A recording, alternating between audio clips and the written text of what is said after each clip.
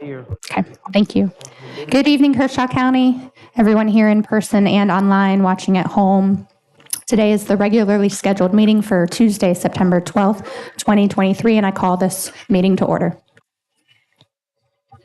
Mr. Tucker, will you please lead us in the invocation and then the Pledge of Allegiance? Yes, ma'am, Madam Chair. Can we stand, please?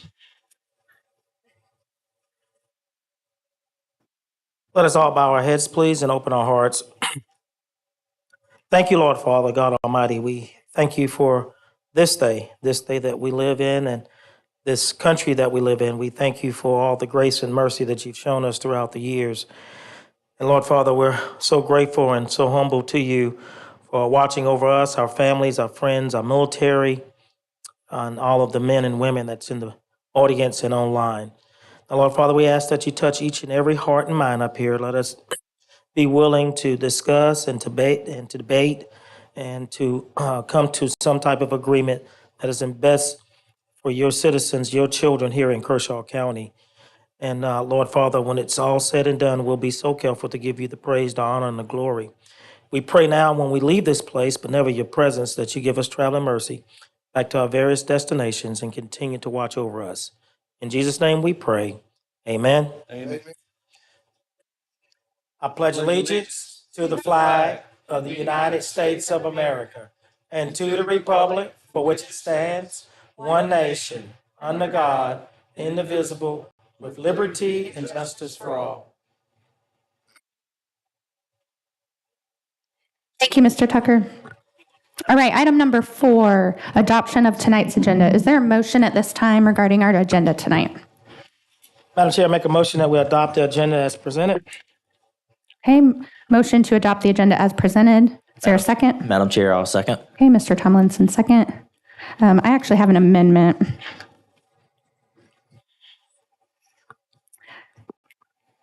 Right, I make a motion that we remove item 9B. So this matter actually failed the first reading, and it was inadvertently carried over to this agenda, and I did not catch it. I also make a motion that we remove item number 7. Ms. Samantha Gum is unavailable tonight. So removal of item number 7, public presentation, and removal of item number 9B. Okay, second from Mr. Shoemake. Any discussion on those removals?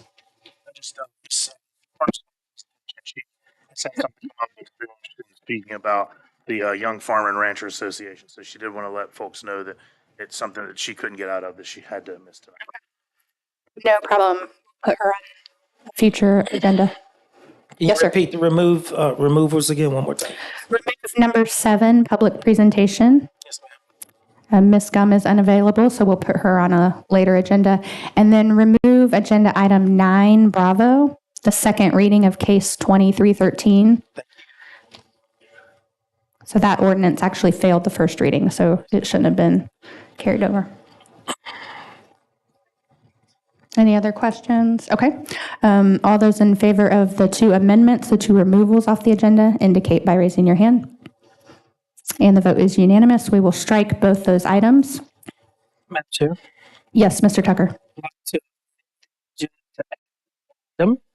Okay, amendment to add an item. This item would be, I'd like to make a motion to amend the agenda to add a new business item for approval of funding to the Santee Lynch's Council of Governments to replace a generator on the Council of Aging building. And it's not replaced, but to reposition it because they have purchased it. So it needs to be repositioned. Okay, Mr. Tucker, you'd like to add an item under new business, Yes, ma'am. Council of Aging generator. Yes, ma'am. It can come after the first item of new business or before, whichever one you deem necessary. All right, is there a second to add that item to the agenda? I'll second. Okay, Mr. Cato with the second. And any discussion? Yes, ma'am. Questions? Just for Yes, the sir. urgent circumstances, I would just like to state that this is for the Council on Aging, which is our older population. They have a generator that has been purchased by the COG, but when it was connected and all that, it was not assembled in the right spot due to some property lines and also not being in best positioned for safety-wise, so this needs to be repositioned. If we do not address this tonight, it will probably be 30 or 45 days before this is done, and we're already into hurricane season. So this is the reason why we want to address this tonight and move it forward, Madam Chair. Okay, no problem. Any other questions on that addition? Right, all those in favor of the amendment to add an agenda item to new business indicate by raising your hand. And the vote is unanimous. Mr. Tucker, let's add that to C, Charlie, Council on Aging Generator. Yes, ma'am.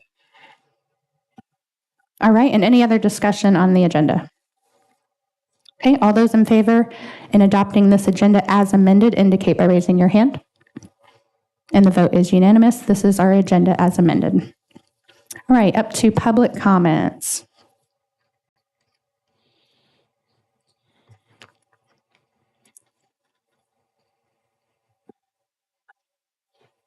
Thank you. All right, there are two public speakers this evening. The first speaker is Tom Webb III.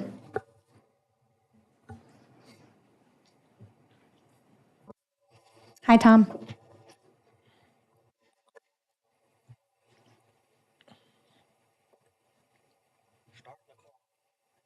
This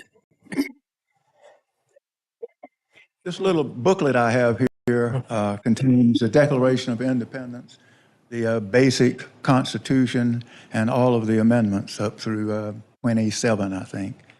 A lot of people think that the Constitution would be as big as Encyclopedia Britannica, but the Constitution was written on one page, rather closely spaced, one page, our Constitution, United States Constitution.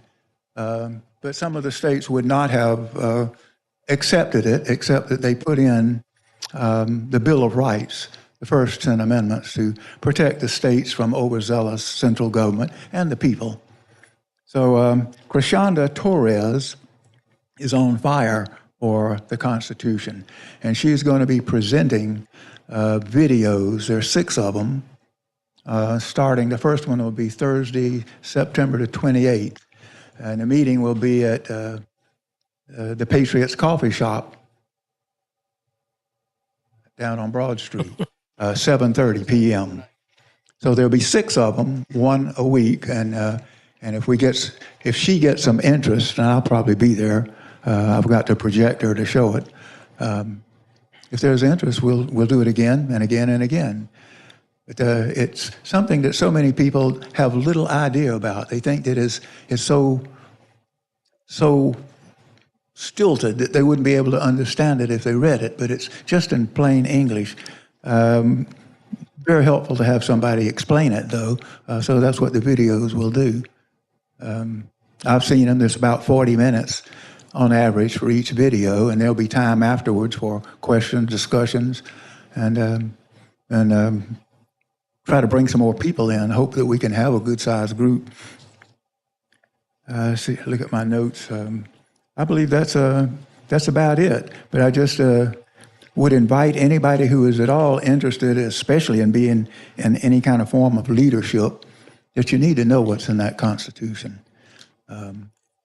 There are volumes that can be written about it, but the actual Constitution is fairly simple, and we can understand it. So please show up. That'll be September the 28th, Thursday, 7:30 p.m., Patriots Coffee. Thank you. Thank you, Mr. Webb. The next speaker is Chris Renfro.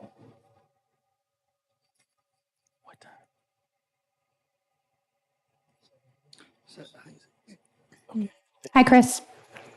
Howdy. I'm not as fluent a speaker as Mr. Tom, but I figured we'd do this as a warm-up before we get to the public hearing. Just wanted to thank everybody especially the council, for looking into this. Means a lot, and during public comments, looking forward to sharing my side of the story and what it means to me. And again, thank you all for looking into it. All right, that concludes our public comments. Thank you, Mr. Renfro. All right, item number 6, a series of public hearings for different cases. Excuse me. The first case is going to be 23-16. This is amendment of Section 3.5 of our ZLDR to allow RV and trailers to remain 9 cumulative or consecutive months per year and provide procedures for operators to main guest registries. We'll open the public hearing now, and the first speaker is Chris Renfro.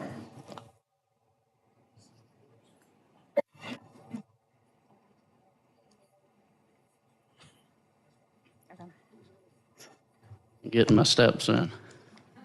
Mr. Renfro, I'm sorry. We're on item number C, not number Charlie. Okay.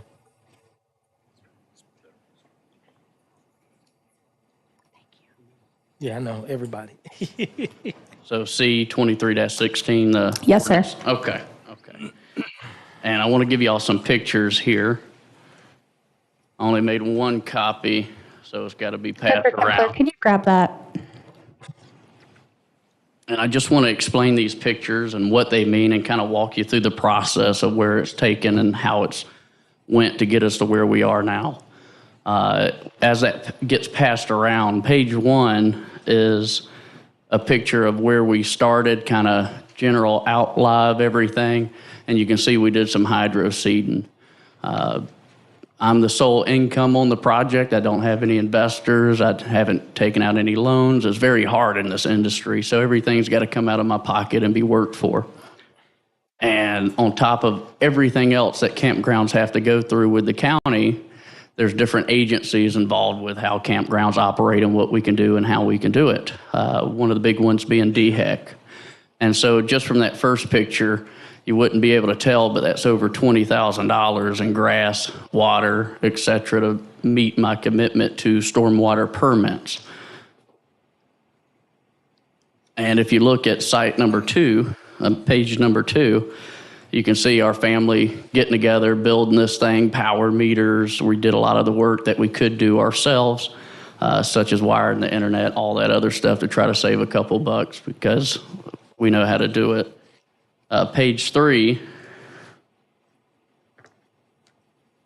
is just kind of some of the progress that we've made. And you can see it on our Facebook page, get more involved. And, finally we go to page 4. Just want to make note, we started this ordeal in March of 2021 with the county, and we were not able to open our doors until June 30th of 2023. And still to this day have not made a dollar, made anything off of this business. But page 4 shows you kind of the progress and the steps that we took. And the very last page, we're finally open. We're excited to be open. We plan on doing a lot with the community and the travelers. We meet the needs of a lot of transient workers. So we definitely have to have more than 3 months to help those people out. They're not staying in hotels. Most of these people like to sleep in their own bed, and what better bed than your camper, your second home in most cases. And so we have a lot of people coming through. Right now, I would say our park is 80% full of transient workers. Nurses here in Kershaw County make up a good majority of them. Also, we have 4 to 5 people in different sites that are working on international paper for maintenance and Invista right now with our different industries that are nearby as well. So it's more than what meets the eye.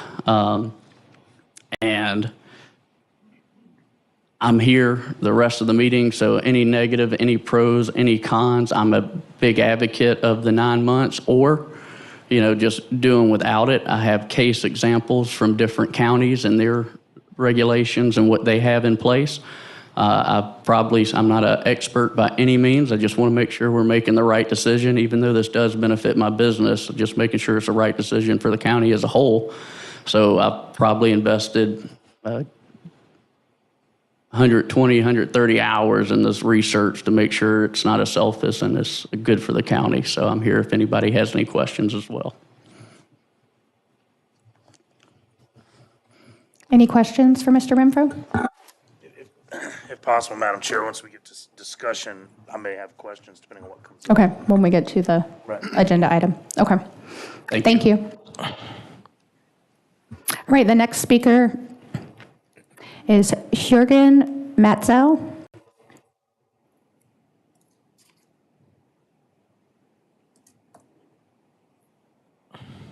Mr. Metzel, did I say your name right? Yes. Okay. Good evening, everybody. Good evening. My name is Jürgen Mutzel. Me and my wife, we own Watery Lake RV Park. The park was established in 1999, and we heard about the 3-month rule. Mr. Metzel, move the microphone a little closer to your mouth. We heard about the 3 months rule, maybe going to a 9-month rule, or even take the provisions away altogether. And we just wanted to take the opportunity to give some insights about our campground business, what we've seen in the last couple of years, what changed, especially the market conditions since COVID hit in 2020. So, in our opinion, it is necessary to remove the 3-month rule altogether and have no limit on monthly stays. And here are some reasons. I'd like to just bring up a couple of reasons why we think that. First of all, I'd like to explain the different type of campers that are out there that we've seen in the last couple of years. And that's what usually typically is for other campgrounds as well, depending on where you are, whether you're a destination campground or just basically where you are, closer to the beach, closer to water, closer to attractions, whatever. So there's number A, full-time campers who use their camper basically as their primary home. They travel to the United States. They usually stay anywhere between 2 weeks to 12 months. Usually they don't stay like forever because they just, like I said, they travel from one campground to the next one, and then they just move on. Then we have number B, we have the workers who use their campers for temporary extended stays because they either can't find anything else or they just feel more comfortable in their camper. And their stays are usually between 3 to 18 months, I would say. Then we have the weekenders who'd like to have basically the campground as a kind of a weekend getaway, holiday getaway. They like to park their camper at the campgrounds for an extended period of time. They usually come only on the weekends, sometimes during the week for a few days, go fishing. I mean, it's really just recreational activities.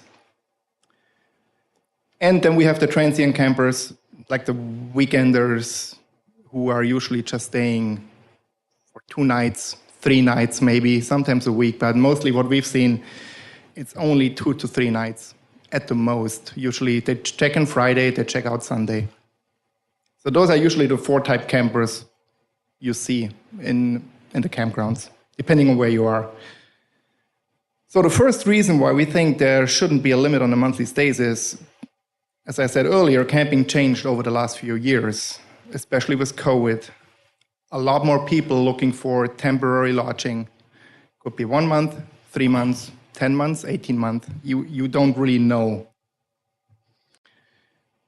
With that being said, we've seen from our inquiry forms we get for the monthly sites, there is not enough lodging available in that area because we have so many workers, travel nurses, teachers, engineers, gold mine workers, etc. at our camp or inquiring our campground because they are either in the process of building a house, in the process of buying a house, or they just can't find anything and they are just trying to get a place somewhere to stay for X amount of time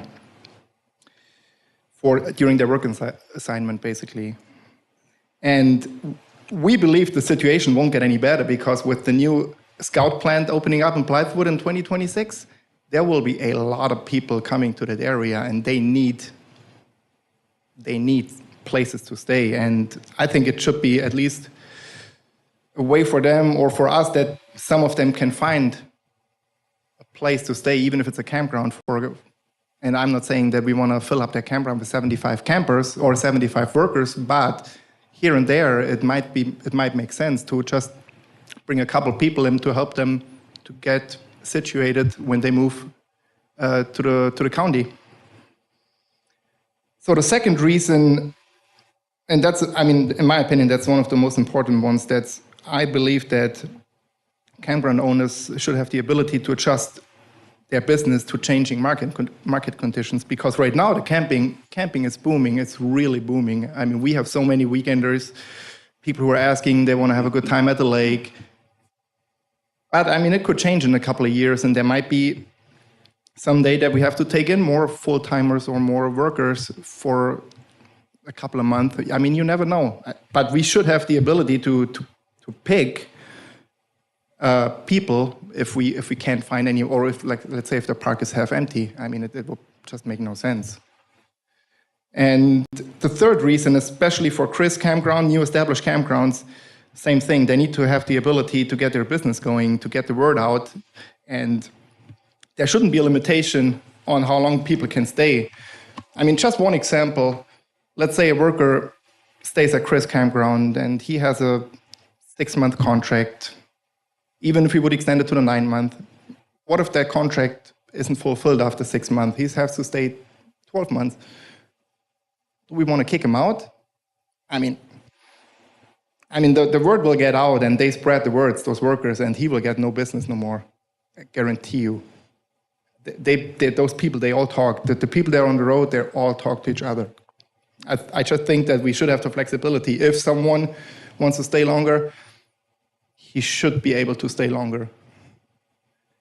And the last reason, our busiest time is, and that might be a little bit different for Chris, but our busiest time is from April through October. And in the off season, if we only rely on weekenders, I mean, our campground would be empty. I mean, really empty. And if you want to see the reservations from last year through the winter for the weekenders, we had almost zero. So we need the monthly get throughout the season, through the off season as well.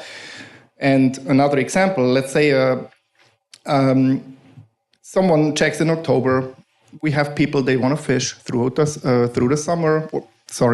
fall, through the winter, and sometimes through the spring. So they stay for a couple of months. What if they like it? What if they like the community? And I'm going to tell him in March, hey, sorry, you have to pull your camper out. I mean, at the end, he just wants to have a good time. No one lives there. They just want to have a good time at the lake. They just want to enjoy it. They just want to have a good time. That is our approach, and that's pretty much all I wanted to say. Yep. Thank you. Can you state the name of your campground again? I didn't catch it. Watery Lake RV Park and Marina. Watery Lake. Mm-hmm. Thank you. Thank I you, have some Mr. Mesa. pictures, if you want to see some pictures from our stuff, what's going on at activities. I mean, we have cornhole tournaments, we have golf car parades, we have a nice beach area where people can swim and fish, and I mean, we have a really great community at our place, and even the locals are heavily engaged in the whole campground community. It's not just the campers, it's the whole area, the Beaver Creek area. So it's really a good thing. Yes, sir. Thank you. Oh.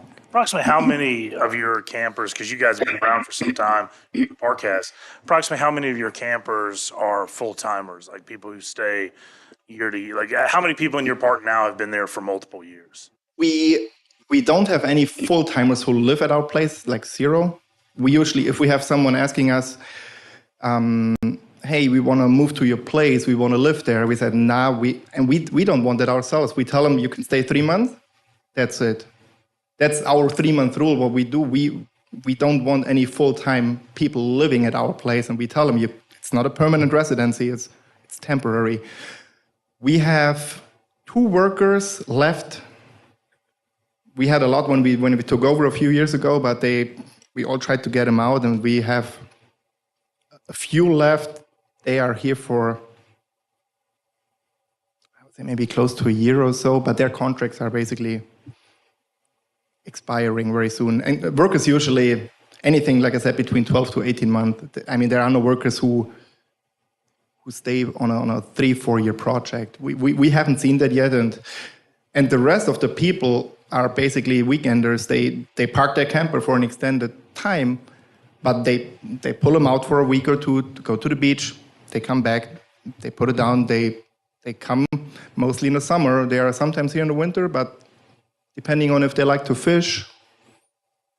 Other than that, I mean, that's, like I said, 95% weekenders. They are here on an extended stay. They leave their campers there.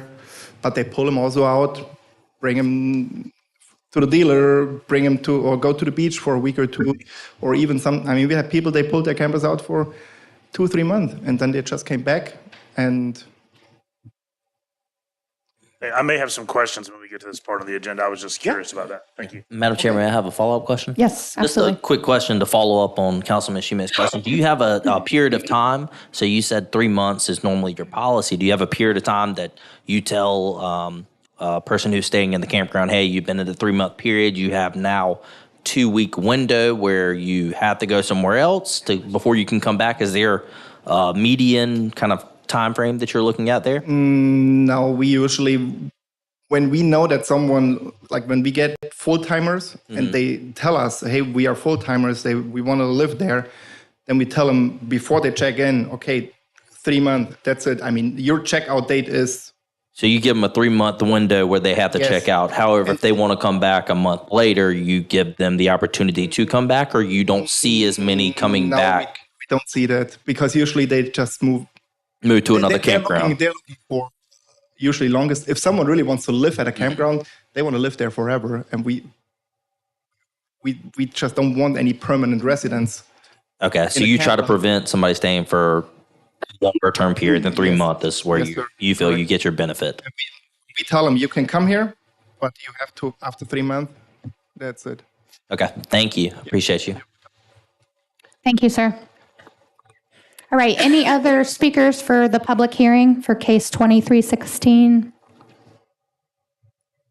All right, I'm going to close this public hearing, and I'm so sorry, gentlemen, that I went out of order. They were handed to me. So now we'll go, next public hearing will be Alpha,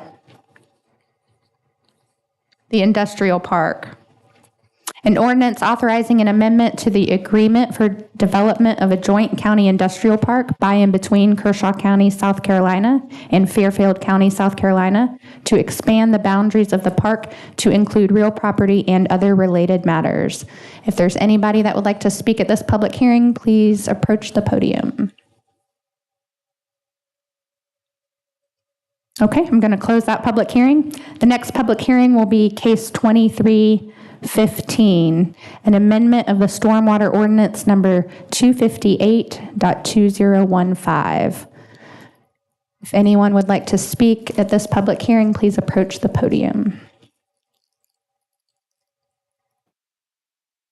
All right, I'm going to close that public hearing.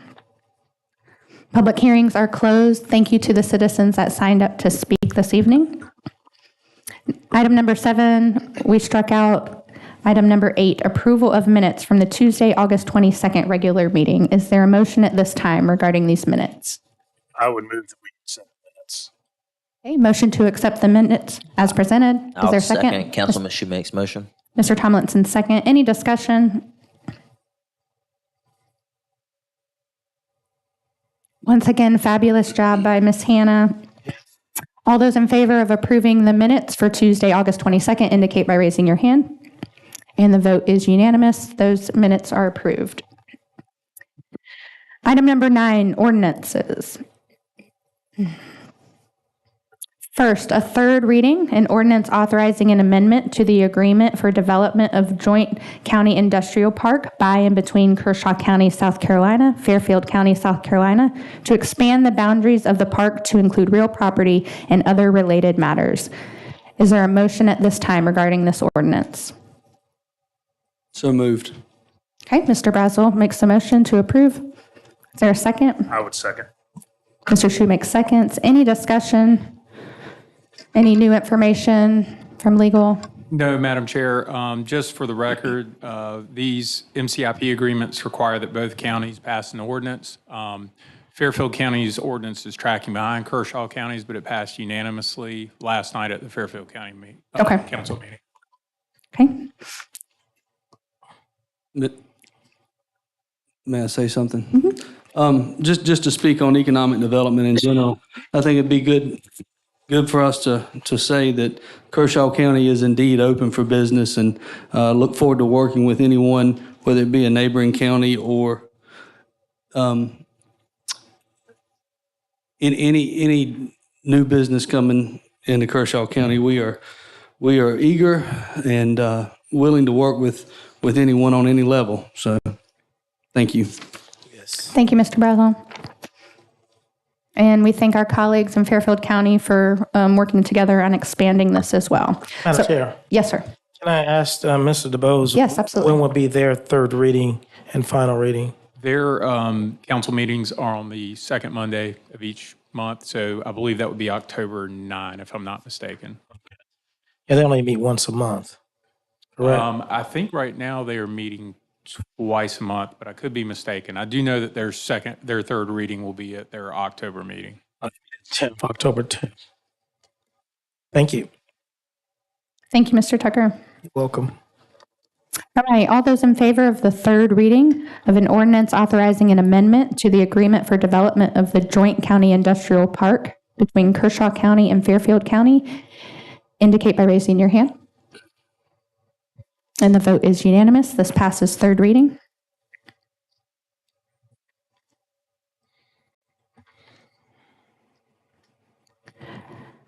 All right, we're up to Charlie. Second reading of case 2315, an ordinance to amend ordinance number 258.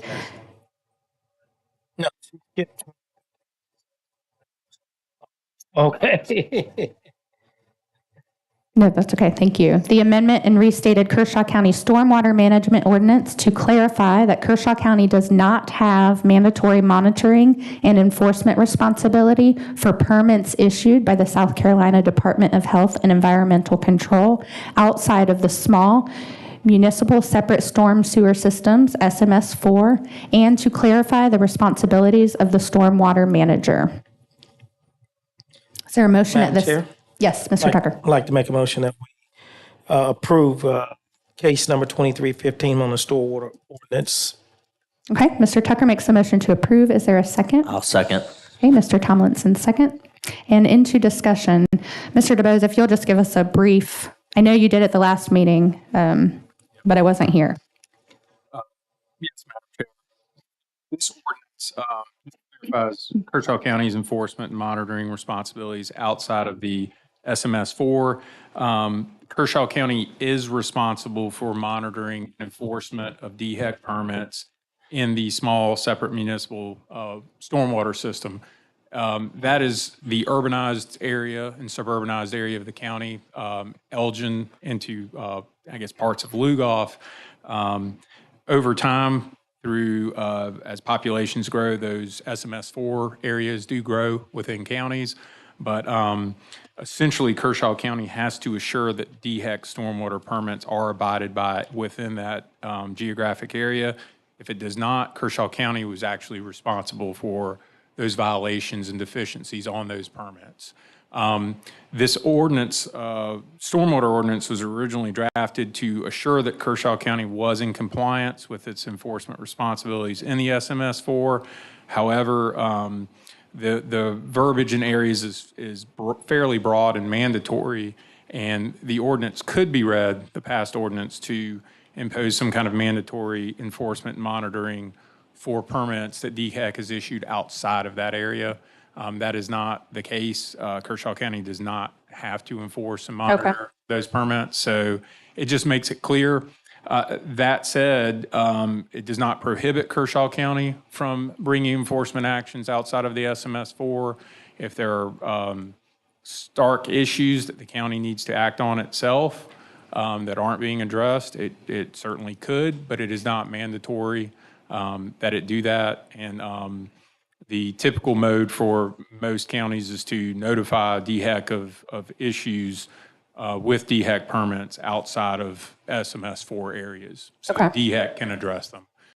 County has finite resources, finite manpower to address and monitor these permits. So this just clarifies that. Okay, thank you. And this might be for Mr. Templer, who is considered our stormwater manager. Right now, we have our engineer, Stephen Staley, handling everything out there. Thank you both. Any discussion, questions? Thank you for putting this together, Mr. DeBose. We do need to clarify this. We've had a lot of issues with our stormwater management in neighborhoods, especially. All right, with that said, all those in favor of the second reading of case 2315 indicate by raising your hand. Right, the vote is unanimous. This passes second reading. We'll have it on the next agenda for third. Okay, Delta, second reading of case 2316, an ordinance to amend the Kershaw County, South Carolina Unified Code of Zoning and Land Development Regulations to amend section 33.5 to allow the maximum permitted time of stay for recreational vehicles or trailers in camps and recreational vehicle parks to be 9 cumulative or consecutive months per year and provide procedures for operations to maintain guest registries. Is there a motion at this time? I would. It's 2316. Okay, motion to adopt. Is there a second? Second. Second by Mr. Tucker. Into discussion. Chair. Yes, absolutely.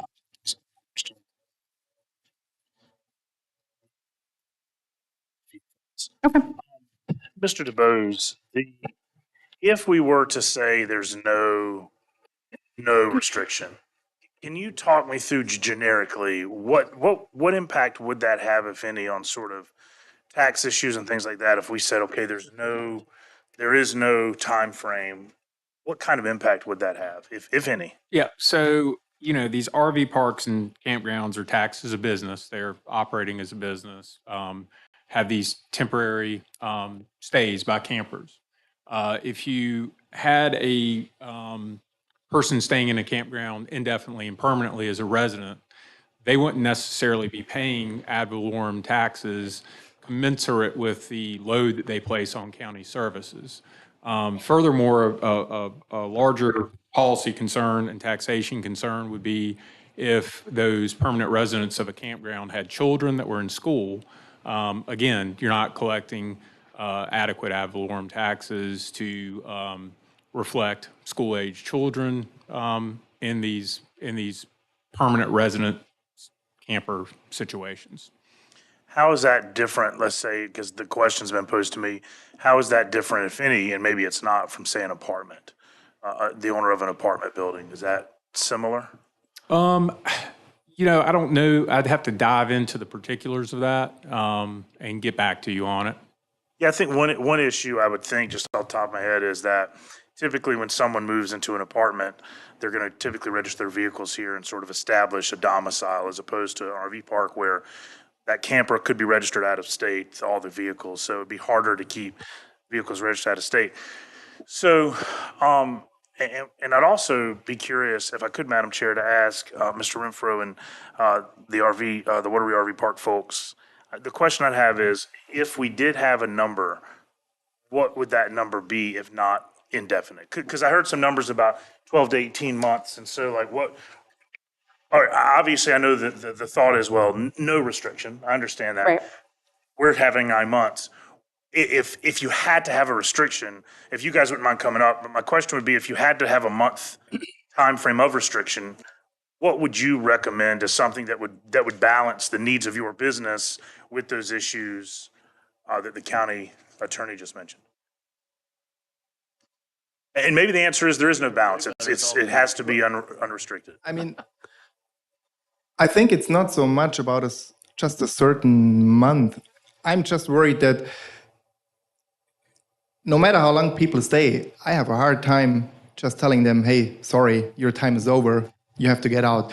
Because if people, even if it's worker, if they come here, they rent an Airbnb, they have monthly stays. They can stay as long as they want. And that's what they're going to do probably. Or hotels. And like I said, again, like 95% of our people are using it recreational only. We don't have anyone live there.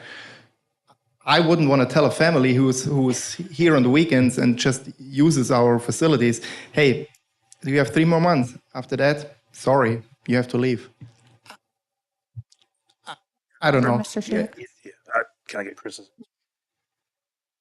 The reason I yielded to him at first, he's been in business longer than me, so I couldn't give you a good guesstimate on what would be biggest, but I do have a couple comments about what the attorney said, if plausible.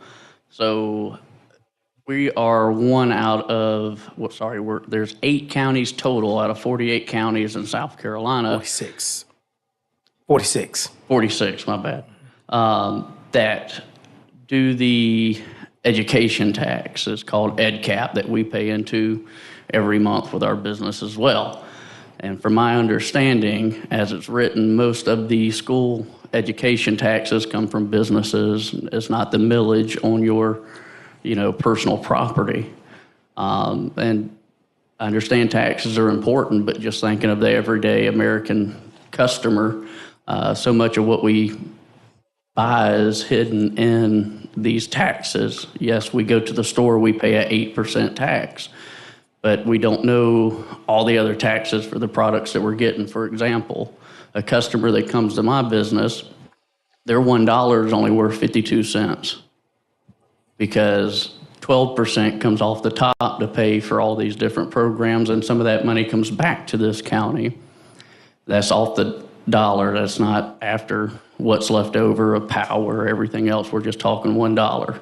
So my customer's dollar is only worth 52 cents after paying the sales taxes, accommodation taxes, and everything else when they come to this county. My tax as a campground owner is around 62 cents before, that's what $1 amounts to for me as a campground owner.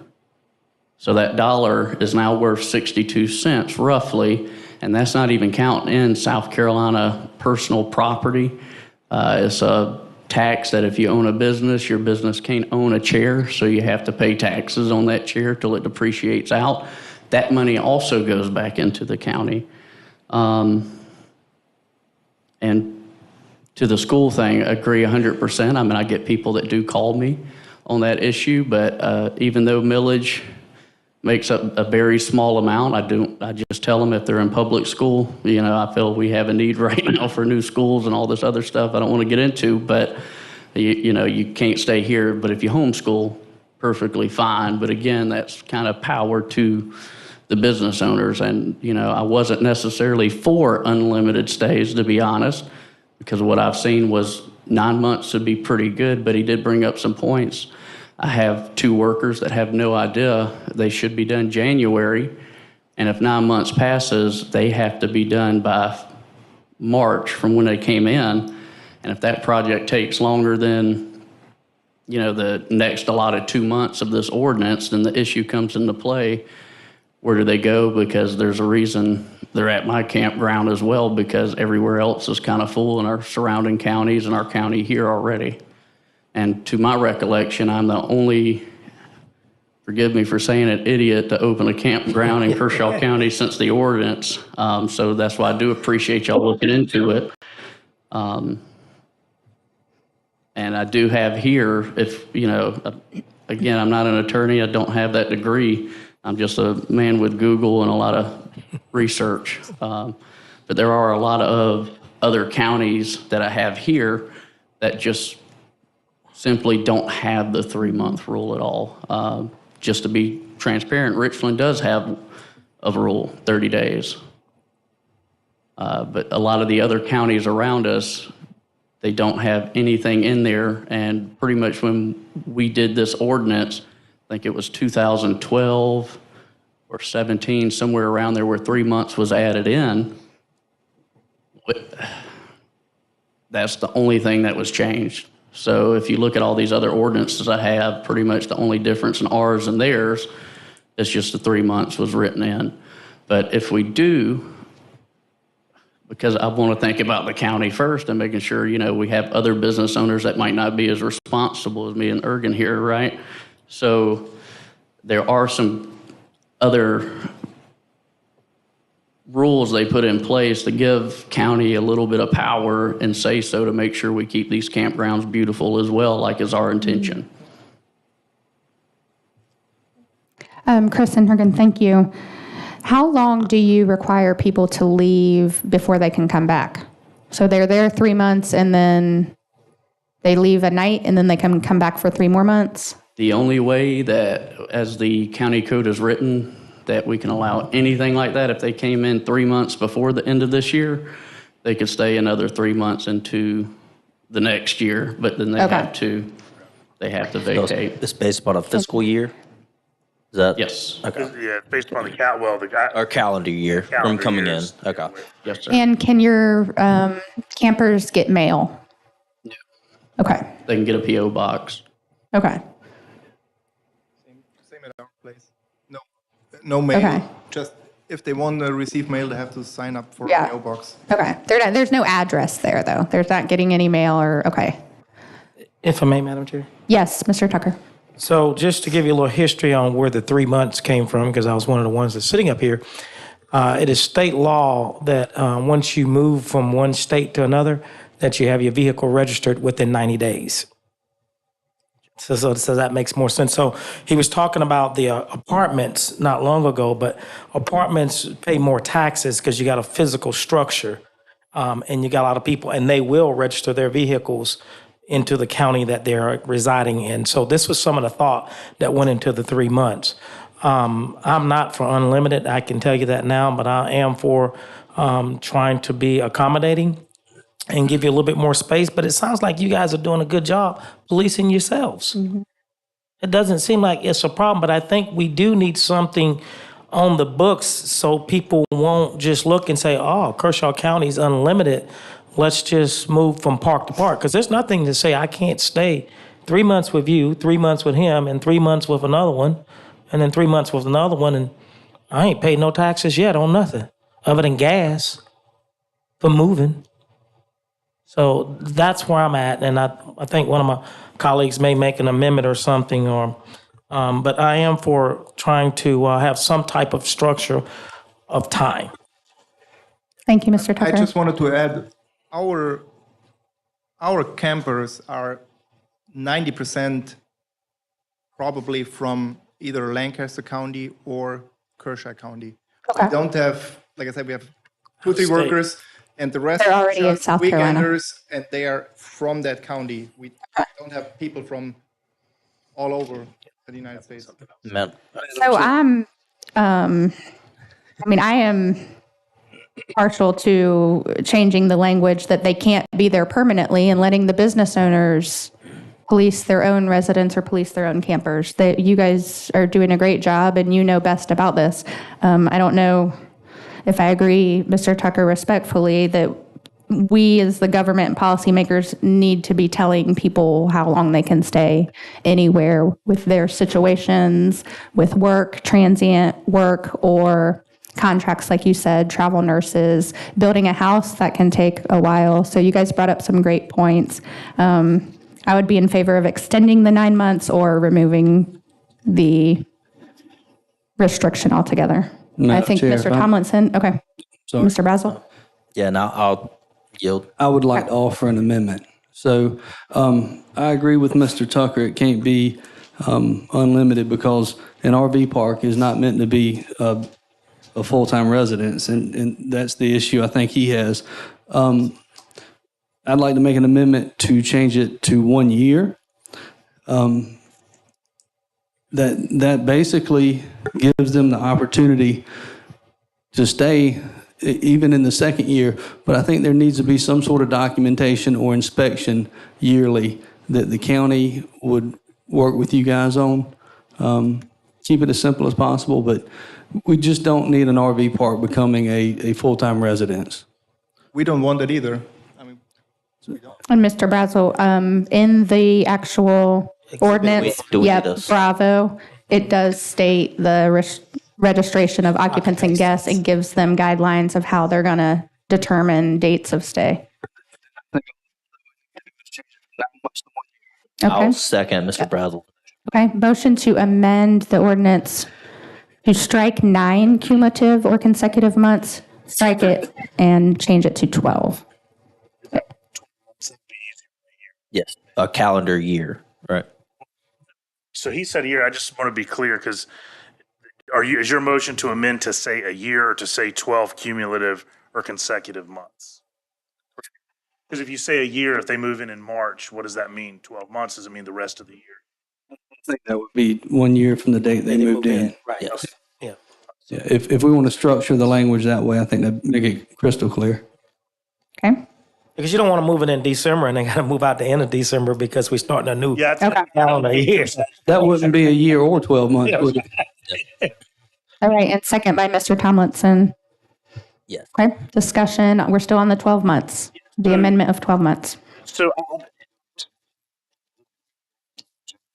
one thing to address as well in terms of an intent is some of the RV parks, and I'd be curious to hear your thoughts on this. So from talking to some of the other RV parks, but there aren't many. I mean, there's what, about 5? Is that right? 5 or 6. Yeah. So some of the RV parks are under the impression that even the old 2017 ordinance, they're grandfathered in as a campground. So in other words, if you have a campground that existed before the 2017 ordinance, you can continue to have people come in and stay indefinitely. And so I just want to be clear that the way the ordinance, even as the 2017 ordinance read, was 3 months. It doesn't have anything exempting. So the way I would read this is, it's certainly logical under a fair reading of the law to say anybody that was living there before this ordinance can continue to live there because they've established, a right. But anybody who would leave would be subject to the ordinance. So in other words, if you have a campground that existed in 2015 and you have a resident that moved in 2015 and that resident plans to stay, they would still be able to stay because they would be grandfathered in because they're before the 2017 ordinance. But if somebody moved in, next week to a campground that existed before 2015, that person couldn't stay indefinitely. And I just want to be clear, and I just want to make sure, just to ask this body if there's any disagreement about that interpretation, because I just want to be clear, and I want to ask you, especially you, Jurgen, is that your understanding of how the ordinance reads in terms of the way you guys would look at it? Well, to be honest, not really. I mean, we were under the impression that we were grandfathered in. However, we never really took it to that level that we took people in and when we took over, there were several people living in that campground and we all kicked them out because we didn't want that. So we have people don't live here, but they have their campers set up. Yep.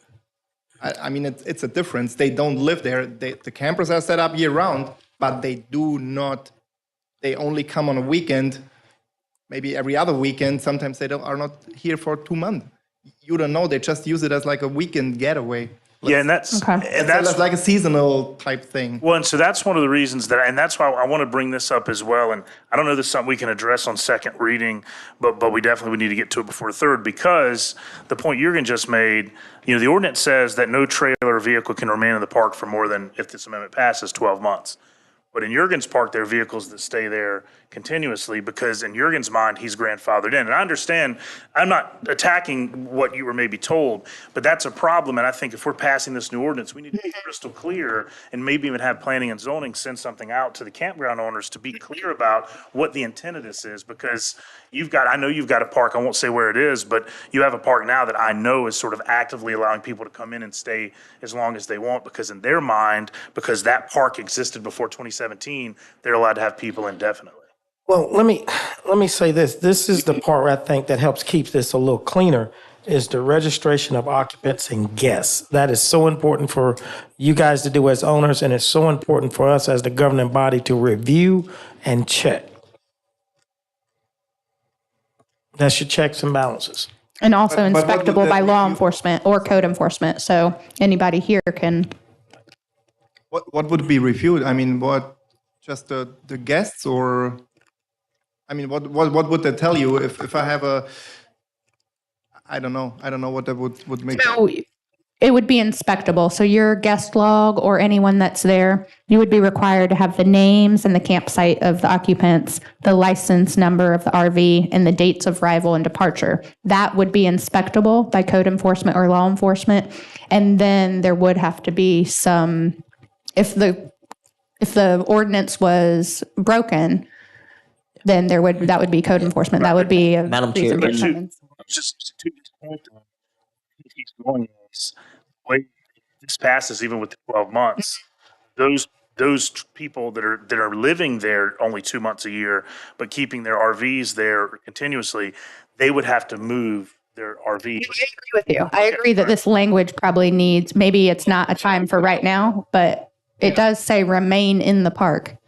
I certainly think that's something to explore between this reading and third reading, because in some respects, if a RV is being left unoccupied for a period of time, at what point are you transmuting these parks to storage facilities somewhat?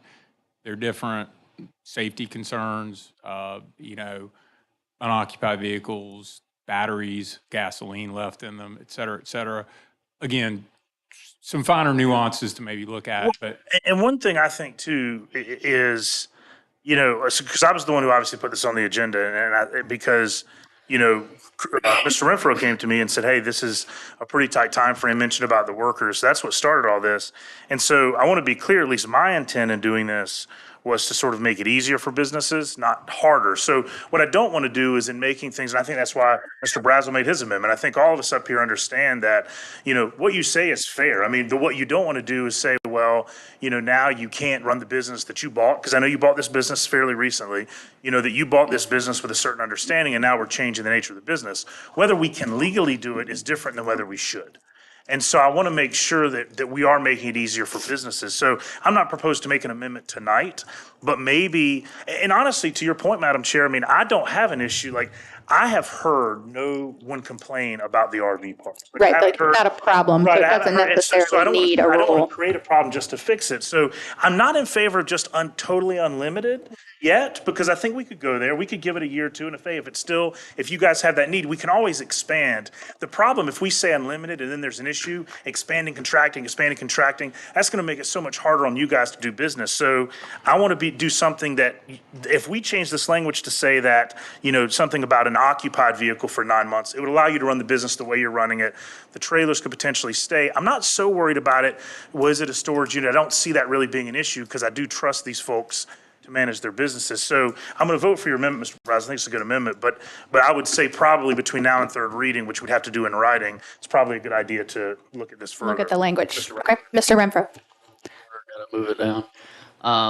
That's a very, what Mr. Tucker brought up, I had no idea. You learn something new every day. You look at one law, there's 50 more laws that coincide with that. But my take on that would be, that wouldn't be on the campground owners if they didn't register their vehicles. Now, to our point, most of them are in South Carolina already. I have 3 residents of South Carolina here working. They just have to come here to get to Kershaw County to get to these businesses quicker versus, driving from Spartanburg to here every day. Now, I do have some from Texas, and whether that law is, good or not, that's not up for debate tonight, but we do have a lot of outside workers coming in to keep our plants and the industry running around here. And I just want to make sure it's managed right and our county stays the way it is. And they can stay longer. They just can't set up residency. So, and that's the way the law reads. So if you come here and you're working from out of town, I mean, we have people up at the gold mine. I mean, they work 365 days. Well, they don't work 365 days, but they're employed 365 days a year. They'll stay, in one of the campgrounds. But they do basically what you're talking about. When they get their 5 or 6 days off or take vacation, they're gone for 2 weeks or 3 weeks, and then they come back and they may not leave again for 2 months because they're trying to work and get overtime and get the job done and things of that nature. So that thing about registering your vehicle is only when you establish residence, and that's what we're trying to make sure doesn't happen, that they don't establish residence without following the rest of the laws. Madam Chair. Right, thank you, Mr. Tucker. I'm just afraid that in our case, I'm just having a hard time, again, I said that before, telling people who just want to use our place for recreation, telling them, hey, sorry, after 12 months, your time is all over, you have to pull out. I don't think that makes sense. Let me Yes, sir, we do understand. We're listening. Mr. Cato is next. So I guess I have a question. I grew up camping my whole childhood, so I understand and traveled to many campgrounds. But I know if you go to some campgrounds, I'll use the mountains as an example. You see a lot of the RVs that have turned into what looks to be a permanent residence. There's porches put on them, there's underpinning, there's possibly bricked around the bottom. What is the standard of your campgrounds as far as that's concerned? Because now that to me kind of changes the aspect from a campground to a permanent residence. I mean, we don't have a trailer there permanent setup. I mean, you can pull out any trailer there within 10 minutes, 15 minutes. Absolutely. There's no permanent setup without any wheels or anything, nothing. So if I may. Yes, Mr. Brazel. I don't think our concerns necessarily with your campground. Our concerns is keeping the county between the ditches, right? And I think my amendment allows you to do what you want to do. It doesn't say you can't have a year and then another year behind it. Nowhere in the ordinance does it say that. So I think it accomplishes what you need. It allows us to stay in bounds within the law, and I think you're going to be happy with the results. But if we talk about it all night, we may decide to withdraw the amendment. Yeah, I agree. May I ask one quick question? Yes, Mr. Tomlinson. Is there an amount of time in the ordinance that is required for the campgrounds to keep records of who stayed in the campground, how long they stayed? That's not addressing here. Is that not? I didn't see it in the ordinance when I was looking through it, but that could be something. So if we have a year timeline, and we look back, and somebody came back, was gone a month, and then come back for another year. Yes, Mr. Renfro. So the fine line in law is always Landlord Tenant Acts and the Lodging Establishment Act, Title 45, and Which would be under the RV part. Correct. And yeah. so bed breakfasts, Airbnbs, campgrounds, everything of that nature is under Title 45, hotels, motels, restaurants, boarding houses, and if you read the verbiage, campgrounds also fall under that category as well. And that is how long timeline do you have to keep 8 records? years. Okay, so all records have to 5 be years. have to be kept for 5 years, Mr. DeBose. That It's just a guest registry. It's not all the extra like tag numbers and all that stuff. It's just a guest registry. And if on third reading there was some desire to have a records retention period for this contemplated record, one could be established, whether it be 2 years, 3 years. okay, that would meet the requirements of it. As Mr. Renfro said, he has separate record keeping requirements that aren't as granular. Okay. But for the county's enforcement purposes of the ordinance, as amended, or as proposed as amended, and however it might occur on third reading, you could impose some period of retention for the specific records the county's going to require. Okay. Thank you, Mr. DeBose. Thank you, Mr. Renfro. Gentlemen, thank you so much. I think this council is ready for the vote on this amendment, and there's some things we're going to look at for third reading. I just want a quick input. I think campgrounds that already started their business, whether we believe it's right or wrong, if you think from a business aspect, those campgrounds, I'm the only new one, right? But those campgrounds should be grandfathered under whatever they agreed to whenever they built and added their last addition here. So if they haven't expanded, they haven't changed anything, I think they should be still grandfathered under the old ordinance because that's what they decided to, that's what made them come here to begin with and invest their money. Likewise, I put, almost $200,000 in this small campground already. And what's to say 5 years from now, we'd go back and say, you know what, let's do it 30 days only. Richland County is doing that. Well, then I invested my $200,000 for under the wrong premise here. And so I want to make sure that we protect the campgrounds and the people that came before us to put their money here in this county. And campgrounds are a big attribute to tax dollars in multiple ways. And I don't want to take up all the time on that. Yes, sir. Thank you. Thank you, guys. All right. All those in favor of the amended motion to change 9 cumulative or consecutive months per year to 12 months period, indicate by raising your hand. Right. And the vote is unanimous. And now to the motion. Proposal to amend Kershaw County, South Carolina Unified Code of ZLDR, Section 33.5 as amended, indicate by raising your hand. All right. This ordinance passes second reading, on to third reading. And gentlemen, if you do want to add any provisions or language changes for that third reading, we'll discuss that then. Thank you. Good discussions.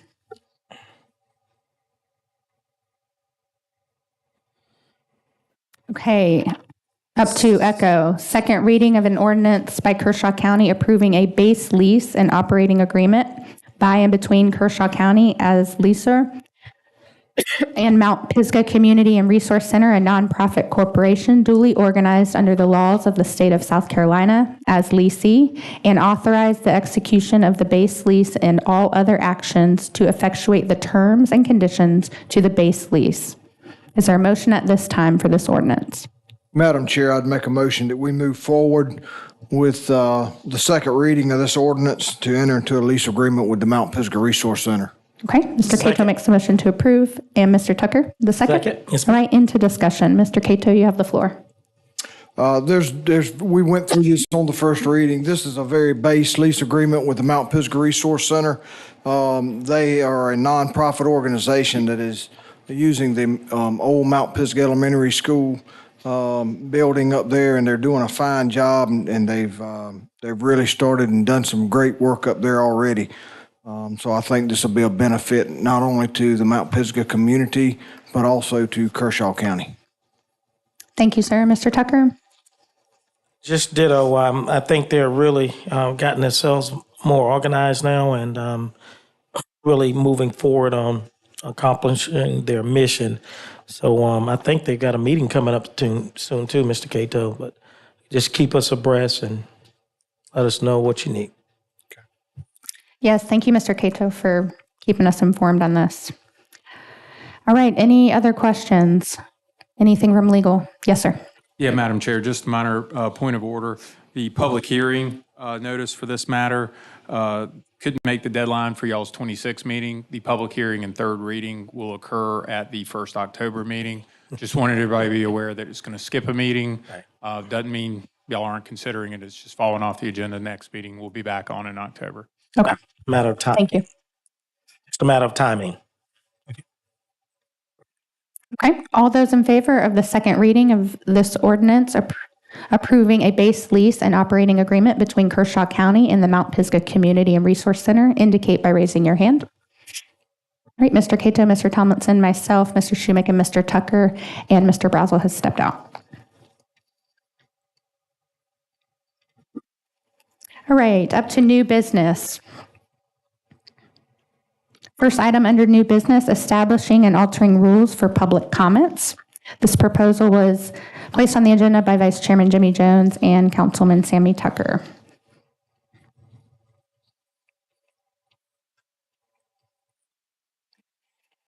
All right, is there a motion at this time for establishing and altering the rules for public comments?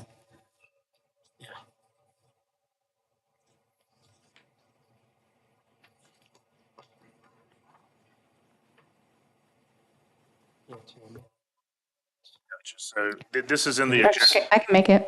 Yeah, go ahead. It's in the agenda packet under new business. So basically, I would move that we amend the rules for public comments specifically by, as noted in the attachment, public comment is an opportunity for the members of the public to speak at the council meeting. Number 5, public comment is a time to speak on issues within the scope of council's authority. And number 8, the official record of the council meeting will only contain the names of the members of the public who spoke at the public comment agenda item. Okay. Motion to update the public comment guidelines as indicated. Is there a second? Second. Okay, Mr. Tucker with the second. And I'd just like to, Mr. Jones isn't here, but Mr. Tucker, thank you for taking the time to look into this and add these considerations into the guidelines. So just correct me if I'm wrong, a person that signs up to speak at public comments has to be physically here. They have to sign up and be in person for their comment to go in the record and be part of our minutes. Yes, ma'am. You can still email, be ready. You can come down and speak and sign up like normal folks, and that will be recorded into not what you say, but your name will be recorded into as speaking in public comment. I don't want someone to think because you come speak that we're going to have you written out verbatim what you say, because Madam Clerk don't write out verbatim what we say. And what we don't want to do is get into trying to translate what you say, and then it's all misconstrued and we down a rabbit hole that none of us want to be under or that going down. So these are the reasons why these amendments came, Madam Chair. And I'm going to ask for Mrs. DeBoe's opinion because it was read as it needed to be amended as the motion. Is that okay? To be clear, Madam Chair and members of council, the proposed amendment as included in the agenda, Section 5 of that appendix reads, presently, as presented, public comment is a time to speak on issues and matters on the council agenda or within the scope of council's authority. As I understood y'all's motion to approve moments ago, is a motion to approve that language in the agenda with an amendment and clarification to remove that phrase on the council agenda or. That's so correct. that Section 5, in fact, would read, public comment is a time to speak on issues and matters within the scope of council's authority. Again, that intervening clause on the council agenda or I did not hear within the motion to approve. So I consider it a motion to approve with that amendment to the text. And then I read it with the motion. Right. So just wanted to make that clear because that's not what your copies say, but it was the correct motion. And Madam Chair. Motion, I'm sorry, real quick, Mr. Shoemake. Motion to adopt these additions with, on number 5, on council agenda stricken. Okay. Chair, if, just for clarification, public folks, in the past, if someone had sent an email as a public comment, you would include it in the agenda packet. Would that practice still continue, or do those emails not get included in the? No, because we don't want to get inundated with that. That's fine. And I'd also like to point out that nothing prevents, obviously nothing prevents people from communicating with us, and also nothing prevents any council member from choosing to read whatever they'd like in their council brief. Absolutely. So council briefs, if you want to read all emails that constituents send you, no problem. We're just simply going to update the public comments that we are not going to read or put on record in the minutes, emails that come in. But please still send your emails. And if you have a request that each council member get a copy of your email, send it to Ms. Hannah Parler. This is just simply making sure the public comments stays, you're a speaker, you're at the meeting, you sign up to speak, and you speak at the meeting. We're not going to continue to do emails anymore. That was mostly for COVID and COVID. I mean, we went electronic because of COVID, because there was a bunch of old men up here that didn't want to go electronic. COVID helped us out a little bit. And then we got younger people up. I'm just speaking frank, guys. Y'all can laugh at me, but it's true. I'm in between. Any other questions or comments, concerns with this guideline update? Okay. All those in favor of updating the public comment guidelines, Appendix 3 of our rules as amended, indicate by raising your hand. Mr. Cato, myself, Mr. Shoemake, Mr. Tucker, Mr. Brazel, and Mr. Tomlinson has stepped out, Ms. Hannah. All right, that's a single vote change, so we'll have that updated in our rules for the next meeting. Thank you, gentlemen. All right, next, new business. We're up to Bravo legislative update from Representative Ben Connell. Welcome, Mr. Connell. If you'll please come up to the podium. Thank you for being here tonight.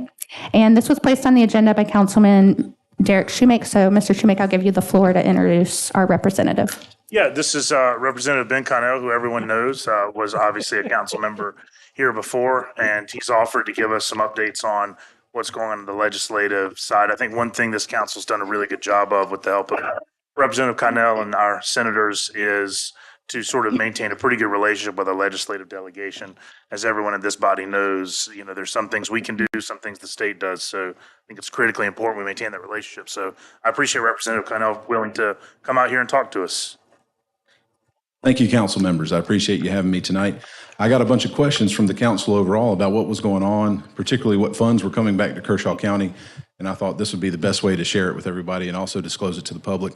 Great to see our administrator, a new attorney, Madam Clerk, and it's good to be among friends.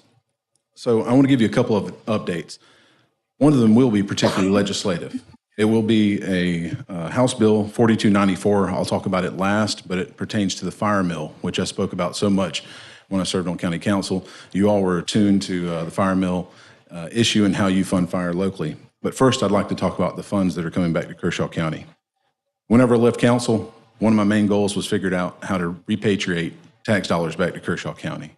I'm just going to list a few of the items that we were able to get done. So, Central Carolina, this is in the state's budget coming up. We're looking at $10 million coming to Central Carolina in Kershaw County for health programs, particularly nursing. Part of that's going to be in combination with MUSC, but it's a great opportunity locally to improve. $500,000 for the boat ramp. There's been much ado about that boat ramp. We finally got that, and it's awesome that the council also set aside $100,000 to get that done. I've connected Andy Wicker, who's an engineer for DNR, with your administrator, Mr. Templer, so that at any point, if county council needs some assistance from DNR, you've got that connection there. He is the boat access engineer for the entire state and understands what's going on at the boat ramp at Patriots Landing and is ready to help there. The Fine Arts Center, $500,000, primarily for ADA compliance, but also for some educational programming. $500,000 for the Carolina Cup Racing Association. A lot of people don't know, we brought it up before, but that is owned by the state. And so I've tried to really get the state to take ownership of it and focus on how that can be a great marketing effort for the state, how they can really feature Kershaw County in those ways. $1 million for the Health Services District for projects that they have coming up as well. $500,000 for Historic Camden for projects that they have coming up. I wanted to mention that the first thing I did when I got here was I shot Jimmy Jones a text and I said, Mr. Jones, I hate that you're not here tonight. Where are you? I was looking forward to wrestling. But this next topic is one that he really cared about. We talked about frequently, the local government fund. There's been years in the past where the state legislature has punted on fully funding the local government fund under the statute that's required. It's a formula based on your population. Some years they just said, no, we're not going to fund it. And that's, again, repatriation, bringing back the tax dollars that the citizens of Kershaw County send to the state level. Local government fund was fully funded for fiscal year 22-23 at $2.675 million, and that increased by 3.7%. We're looking at that increasing 23-24 to $2.779 million. So local government fund is fully funded, and that's a big priority that we want to keep there. This is not just me. It always takes a team effort, as you know, working on the very serious issues that you do. The Kershaw County delegation, particularly Representatives Mitchell, Wheeler, Newton, Senator McElveen, and Senator Gustafson, have assisted in these matters as well and taken the lead in various projects or helped me where I needed it. And I think they've all done a pretty good job. Representative Yao also has been a great friend of Kershaw County. Next thing I'd like to talk about is some of his efforts and listening to us on various projects that were in Kershaw County. We got more than the lion's share that we were due from the RIA, or Rural Infrastructure Authority. Okay, the amount that you're most attuned to is $10 million for sewer improvements. I understand from the administrator that it looks like you're going to be able to use that entire amount at your discretion for a 1 million gallon per day improvement for the sewer system.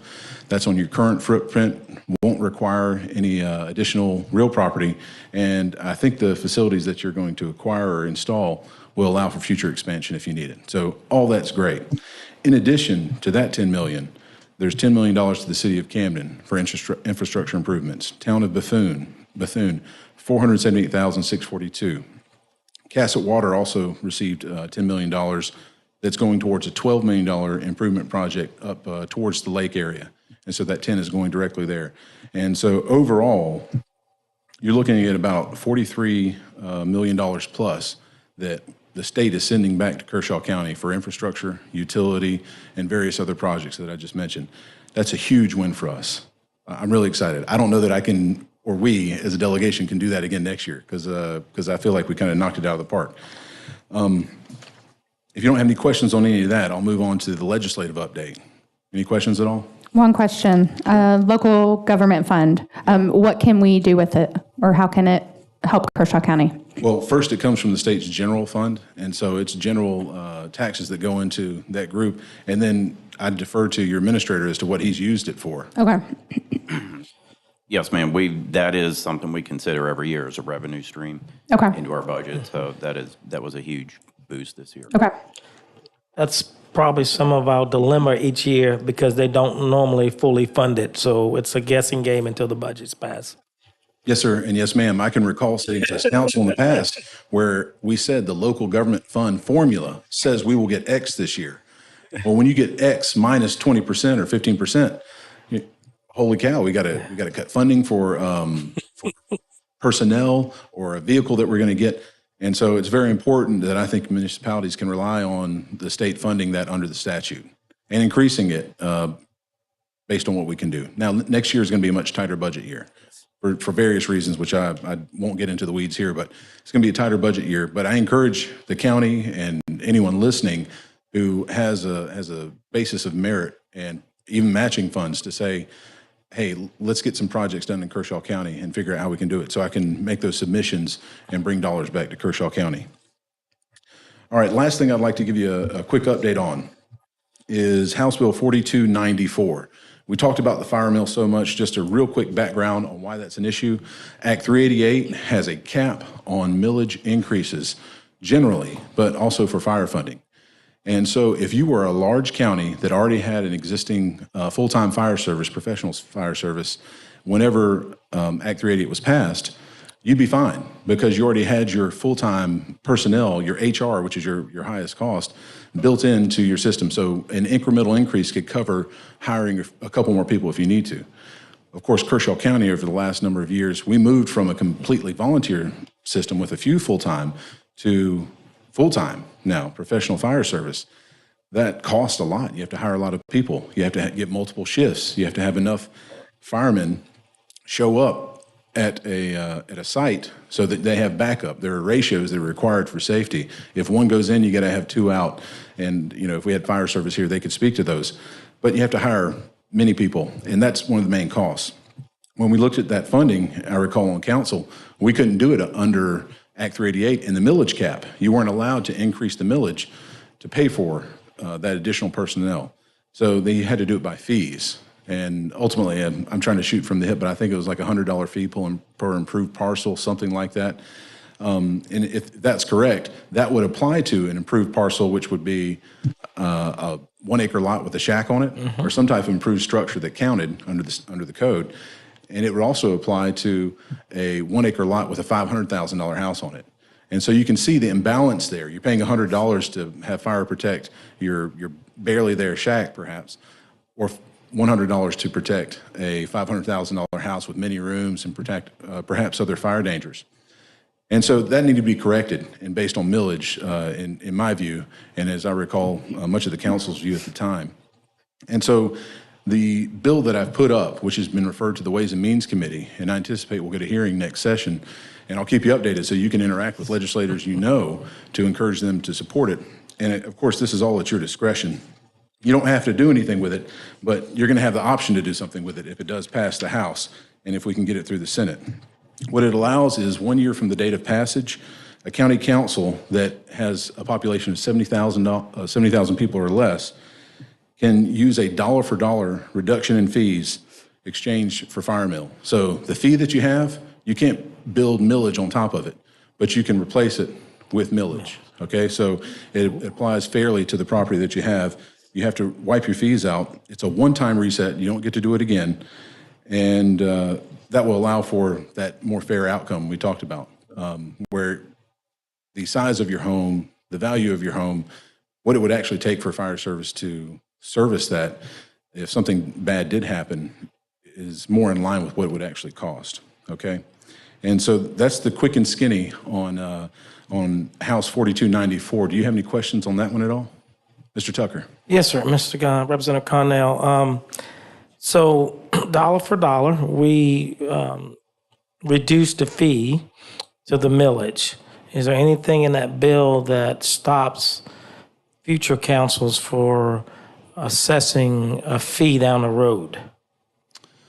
No. Okay. It doesn't. And you could assess say, for example, you anticipated doing another fee next year because of you need a new fire truck. I'm not sure. You could account for that in the one-time millage increase, but you couldn't do it again. In the future, you'd be subject to the cap. Right. Yeah, I've got the trade-off, but I'm just, moving forward with the fee. if that happens to be the way that a council No, decides. It does not prevent a fee in Okay. the future if you needed to do it for some reason. Right, and you do realize we're pushing 70,000 now, so you don't have much longer to get this passed, right? Well, it's based on the last census.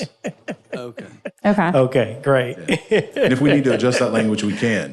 We may have to. I had the State House staff look at it, and they said, well, based on the last census, which is what they use, population is 68,000. And they said 70,000 was the number that passed muster. Might need to bump that to 80. But we may. The idea, though, is the larger counties that already had this benefit under Act 388 should not be able to reset their fire mill and do something crazy and tax their citizens there because they don't have the fee in place necessarily.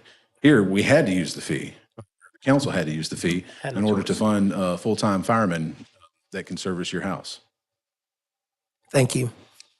All right. Any other questions at all? I'd like to say thank you, Representative Connell, for all the work that you did on the boat ramp. I really appreciate it, and the citizens appreciate it. Something that was overlooked for a long time. Thank you. As I recall, I think you no pun intended, drove the boat on that one. Made it much easier for me to work on at the State House. We all did it as a team. Let me say, and please take this back to your colleagues. I'm glad y'all don't have DC disease. Our delegation here is a mixed group, and y'all have put together what is best interest for the citizens of Kershaw County, and that means a lot because we do have representatives that are in different counties, Richland. And then, and I know some of that's going to change, the dynamics is going to change again next year, but that goes to show that we may all not have the same way of getting elected, but we can all come to a common cause of doing right by the citizens and the people that we represent. So kudos to you and that delegation, and tell them we said thank you. Yes, sir.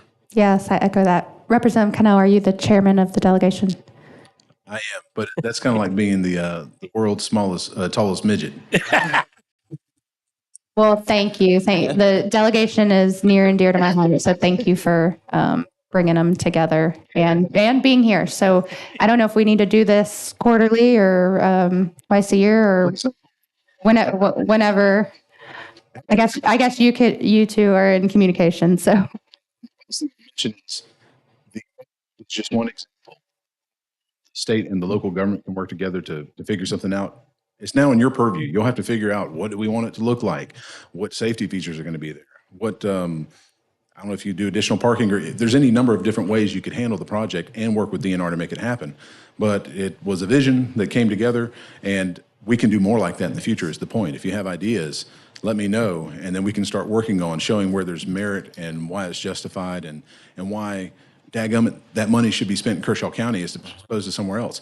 If these dollars didn't come back to Kershaw County, you better believe we would be subsidizing someone else's project in some other county as we've done for so long. So it's really important that we fight for bringing dollars back. Thank you all. Yes, sir. Thank you. All right, still in new business, up to Charlie, Council on Aging Generator. And Mr. Tucker, I'm going to give you the floor. Absolutely. Second in discussion. I'd like to make a motion that we approve funding for the Santee Lynch's Regional Council of Governments in the amount of $13,495 to relocate the generator at the Council on Aging building here in Camden, South Carolina, Kershaw County. Okay. Motion to approve the funding for the Santee Lynch's COG for the replacement of the generator at the Council of Aging building. Is there a second? Second. Okay, Mr. Tomlinson seconds. And into discussion. Mr. Tucker? Thank you. As stated earlier, this generator is there and paid for. It's located in a bad spot and not the proper spot and needs to be relocated. The funds have been identified at $13,495 by Administrator Mr. Danny Templer. $2,500 of that will come back from Council on Aging to be paid back to the county. So it'll end up netting out where the county will be paying roughly $10,995 would be the net cost.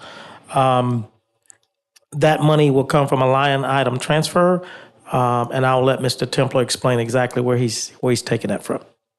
Please. Yes, thank you. So with this money, we will take this from our P&L property and liability insurance line. We've already funded that cost for this year. And typically when we set up the budget, we identify or project that figure. So that figure came in slightly south of what we had projected. So there's some residual funds there. So we've identified that. It will be of no impact to our current budget. Thank you, Mr. Templer. So with that being said, and once again, the urgency on this is just, we want to get this up, disconnected, reconnected, and up and running for our senior population, and that takes something off the administrator and his staff table or plate while we're going through our storm season. So this is real important to get done. Mr. Tucker, do they have a generator right now? Yes, ma'am. Okay. Yes, ma'am. And it doesn't work? It is working right now. Okay. It's going to be disconnected if we approve this, though, and then reconnected. Okay. I was just asking because the verbiage replaced. So we're not getting a new one. We're just. No, ma'am. Okay. That's a typo. Okay. So since you're looking at it, go down further. The COG is not ultimately reimbursing the county either. The Council on Aging Okay. is. That was my next Yes, question. ma'am. Okay. All right. The Council of Aging will reimburse Kershaw County $2,500. Okay. And was the original purchase of the generator, was that our responsibility or that came from the COG? That came from the originally? COG. It was funded through the COG when we were having some extra grants and funds. The COG approved Kershaw County Council on Aging. Matter of fact, we went through the region, Lee County, Sumter County, and Clarendon to assure that our elderly population had backup power due to any type of, natural disasters or storms. Okay. All right. Any other questions? All right. Thank you, Mr. Tucker, for adding it tonight. I do know that they need the generator, so it's kind of expensive, but I understand it's absolutely necessary. Not as expensive as the generator was, but. All right. All those in favor of the motion to approve the funding to the Santee Litch's COG in the amount of $13,495 for the generator of the Council of Aging building, indicate by raising your hand. All right, and the vote is unanimous. Madam Chair, if I may, I just want Yes, to Mr. thank Tucker. the administrator and the staff for being so kind and generous of locating the funds for us. Thank you, Mr. Templer. All right, up to old business. So several boards and commission appointments or nominations this evening for appointments. We will start at Alpha Library Board appointments. So in your packet, you do have the applicants. Also, Ms. Hannah has presented council with a list of applicants for all the boards and commissions. There is one vacancy on the library board. So at this time, are there any nominations for the library board? Yes, Madam Chair, I would, will I move to nominate Mr. DeBose? Is that? I believe you would nominate. You just nominate someone and then, And then I'll say a little bit about who she is, but I would nominate Tiffany Lee to the library board. nomination for Tiffany Lee to the library board. Right, any other nominations? How many openings do we have? Remind me again. Sorry? Just one opening? One vacancy. Okay.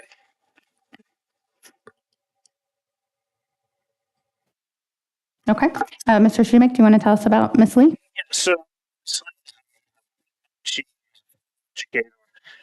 she is a military spouse. Her husband served for years. Again, military spouse, former educator in the Kershaw County school system, as well as others. Lives in the Elgin area. There is no member of District 3 on the library board. Part of what I've been trying to do over these last several months is make sure there's a District 3 representative on each board, someone who lives in District 3 on each board. So Ms. Lee would be the representative. She's extremely passionate. I've also discussed this with Ms. Schofield. And Ms. Schofield actually had a wonderful she texted me today or yesterday and said she had a wonderful conversation with Tiffany, and she's very excited to have her aboard. So Awesome. She's very excited to serve. Awesome. Mr. President? I'd like to also speak on her behalf. She's a very socially conservative individual, and I like her ideas. She and I have had a lot of conversation in depth and have traded a lot of texts. So I'd certainly support her tonight. I think it's a fantastic move. Right. Any other comments? All right. All those in favor of appointing Miss Tiffany Lee to the library board indicate by raising your hand. Right. And the vote is unanimous. Congratulations, Miss Lee. Excellent nomination. She will do a great job. All right. Next Board of Zoning and Appeals. We have 2 vacancies. And sure. Okay. Mr. Schumate, go ahead. Sir, to the Okay, nomination for Mr. Mark Surrey for the Board of Zoning and Appeals. Okay, any other nominations? We have 2 vacancies.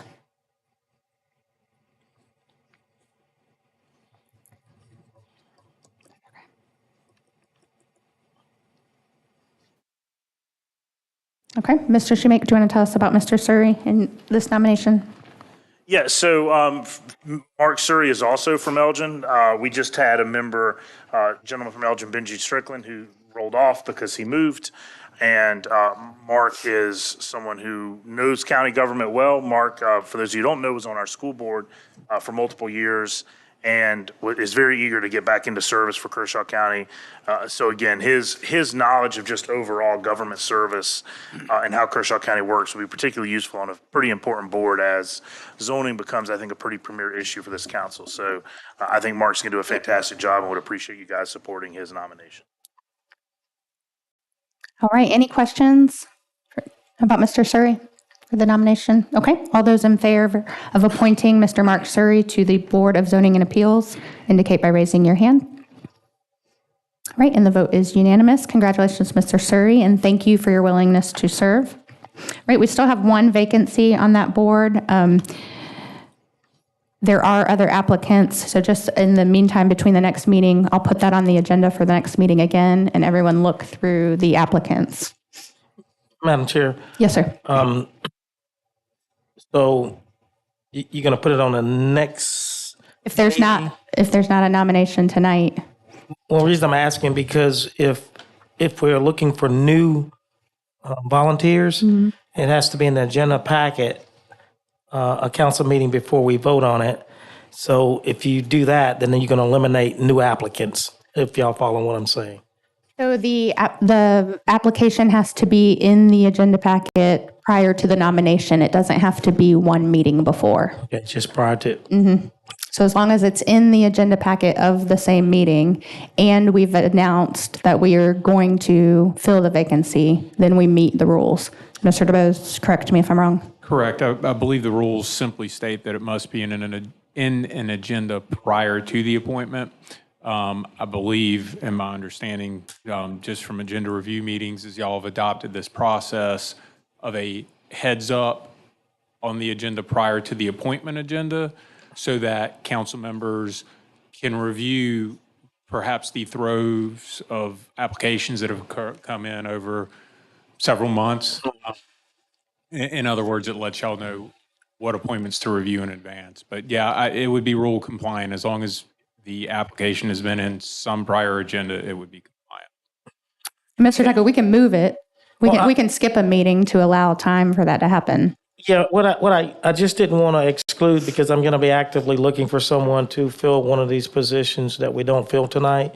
And I don't want that to be the disqualification come next meeting that, okay, I'm just seeing this in my agenda package, so it doesn't qualify. So that's why I'm trying to get clarity on how we're going to do it and what's our common practice, because it has been in the past that it had to be a meeting prior to you voting on it. Yeah. So we dove into this pretty heavily during our agenda review. And so our rules state prior to the nomination, it doesn't say 1 meeting prior. And so since the agenda packet comes out on Friday, that should give Enough time. Each council member 5 days, 4 to 5 days, to review before they make the nomination. So Okay. That was a way to speed it up Yes, and ma'am. still be rule compliant. Okay. Thank you, Madam Chair. You're welcome. All right, Charlie, Clean Commission appointments. We have 6 vacancies. Where's Judge Hart? Has he left? I was going to reassign him.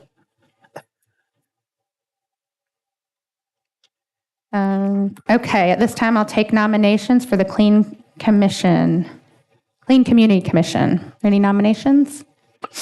Madam Chair, I have one. Yes, sir. I would like to nominate Ms. Robin Hayes from District 6. Okay, Ms. Robin Hayes on the Clean Community Commission.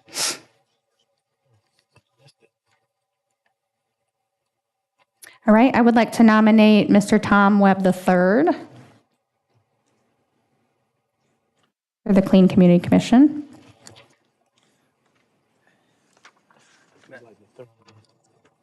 Any other? Yes. Madam Chair, I must confess, while I don't know this young lady who applied, I feel like this is a board that needs a lot of help, and we have an applicant. So I would also nominate Ms. Christine Dennis, who has applied for the Clean Communities Commission and she's in District 1. Okay, Ms. Christine Dennis. And how many District one. total? Is that 4 of the 6 openings? 3 of the 3 of 6. 6. 3 of the 6? 6 vacancies. Also, Mr. Andrew Whitaker has also applied. I believe he was in the same email as Christine Dennis and looked through, and I've spoken with him. Seems like a good applicant. I'd like to nominate him. Okay. Andrew Whitaker. Great nomination. Is there anybody else I'm overlooking? Got Ms. Hayes, Ms. Christine Dennis, Mr. Webb, Mr. Whitaker. That takes care of everybody we have. So that take care of the applicants that we currently have, and I'll just put it out there. We'll put this on the agenda again at the next meeting. And please, if you're interested in the Clean Community Commission, put in your application at the county website. So for the Clean Community Commission, 6 vacancies, filling 4 of those vacancies, Ms. Robin Hayes, Mr. Tom Webb III, Ms. Christine Dennis, and Mr. Andrew Whitaker. Okay, all those in favor of those 4 nominees to go on the Clean Community Commission indicate by raising your hand. All right, the vote is unanimous. Congratulations to those 4 individuals, and thank you so much for your willingness to serve. Mr. Webb, thank you. I see you on 97 all the time. You have your own Clean Community Commission. All right, up to Delta Old English District appointment. So I want to apologize to Ms. Ricky Good because there was some confusion on if this was the council's appointment or the delegation's appointment. This is county council's appointment. So at this time, I'd like to nominate Ms. Ricky Good for the 1 vacancy on the Old English District. Any other nominations? Okay. Ms. Good has served on the Old English District already. She's done an outstanding job. Her heart and soul is in that position. All right, all those in favor of Ms. Ricky Good filling the 1 vacancy on the Old English District Commission indicate by raising your hand. All right, and the vote is unanimous. Congratulations, Ms. Good. Madam Chair, just like to say, Yes.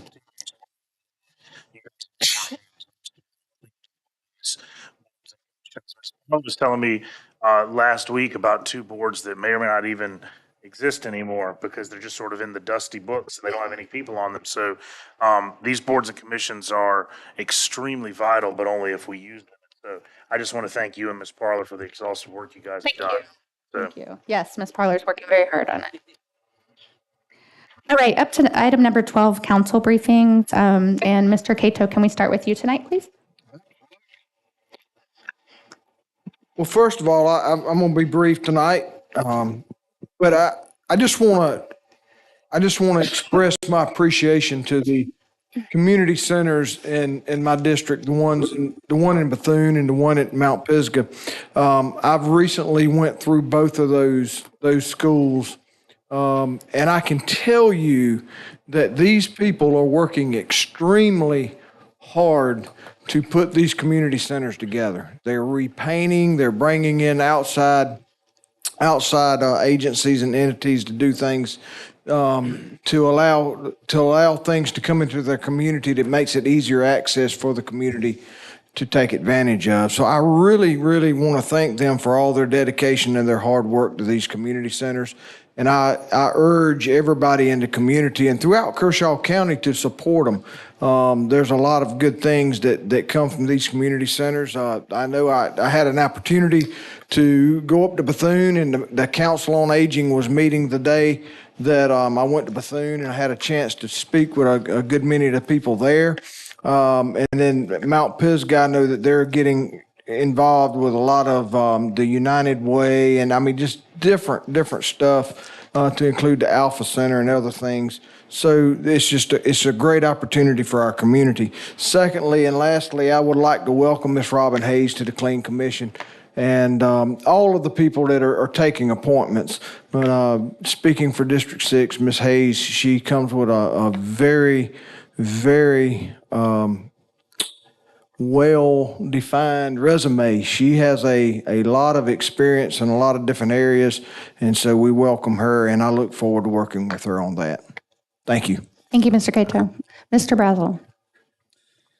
I'd like to reiterate what I said earlier. I know there are a lot of economic development projects that are swirling around in South Carolina, and I just want to reiterate that Kershaw County is open for business, and looking forward to seeing what Scout Motors does. That's pretty close by. I'm sure we'll have some opportunities to pick up some support businesses, and we've got land available in 3 parks.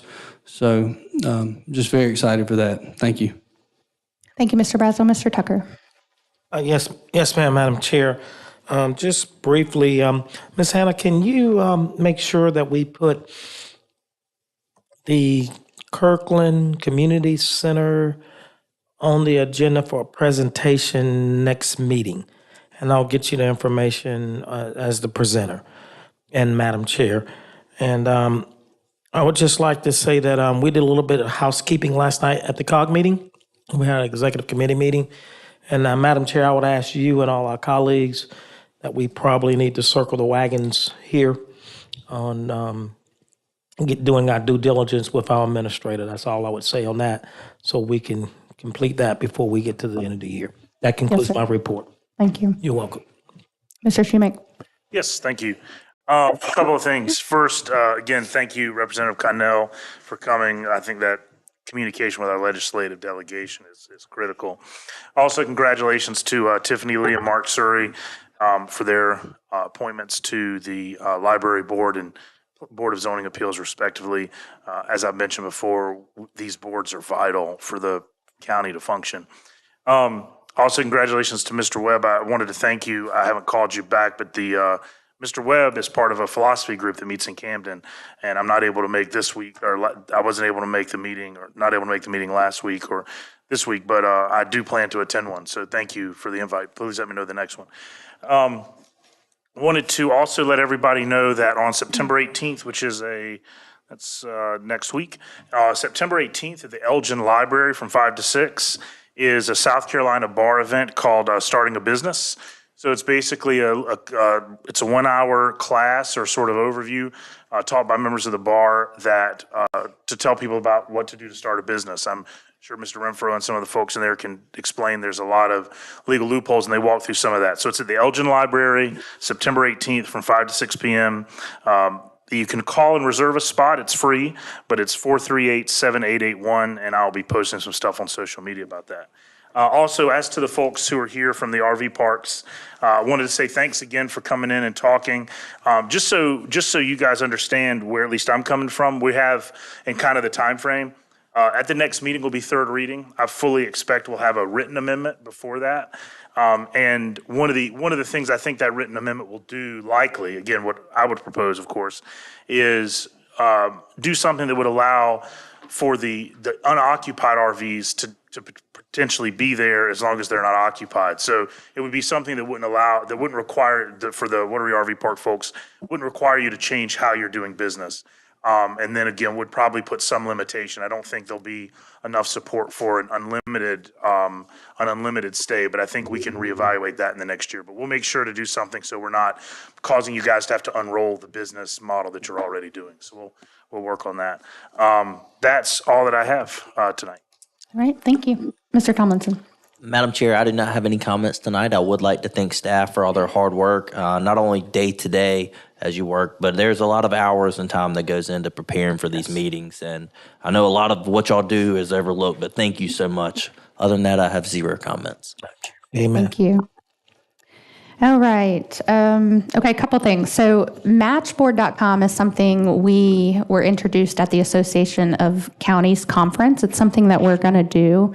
We're going to try it for a year and see how it helps us integrate with our constituents that are wanting to serve on board. So right now, and to your point, Mr. Shoemake, we've had this paper process and these binders, and we keep track of all these applicants and what boards they want to serve on. So matchboard.com allows us to go completely digital with that. It keeps applications, it keeps us organized, it gives us a 90-day heads up when someone's coming off a board, it generates their letters, and so I'm just really excited about that. That's part of organizing our boards and commissions. We also the Association of Counties has pitched in to help pay for it. So That's great. it will be very low cost for us. So that will be streamlined, and we're excited about that. So And keeps Ms. Pollard's sanity. yes, absolutely. We're going into the digital world of 2023. Parks and Rec updates. So I'll let Mr. Templer give more dates. The input sessions have been scheduled.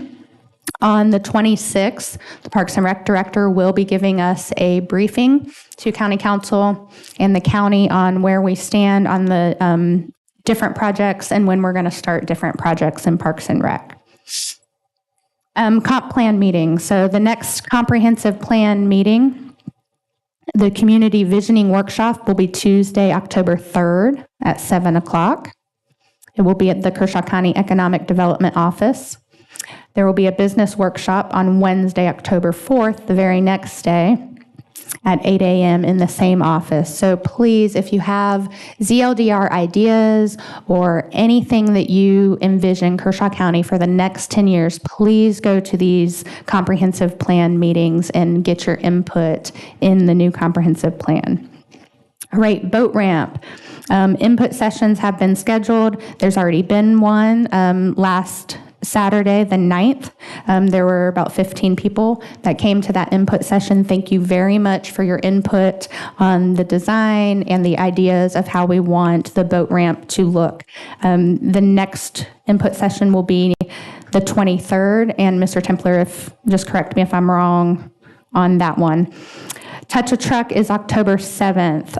At the Touch a Truck event, there will be booths set up for both the Parks and Rec plans and the boat ramp plans, okay? So if you go to Touch a Truck and you see the Kershaw County booths, please stop by and give your input on the Parks and Rec plan and the boat ramp plan.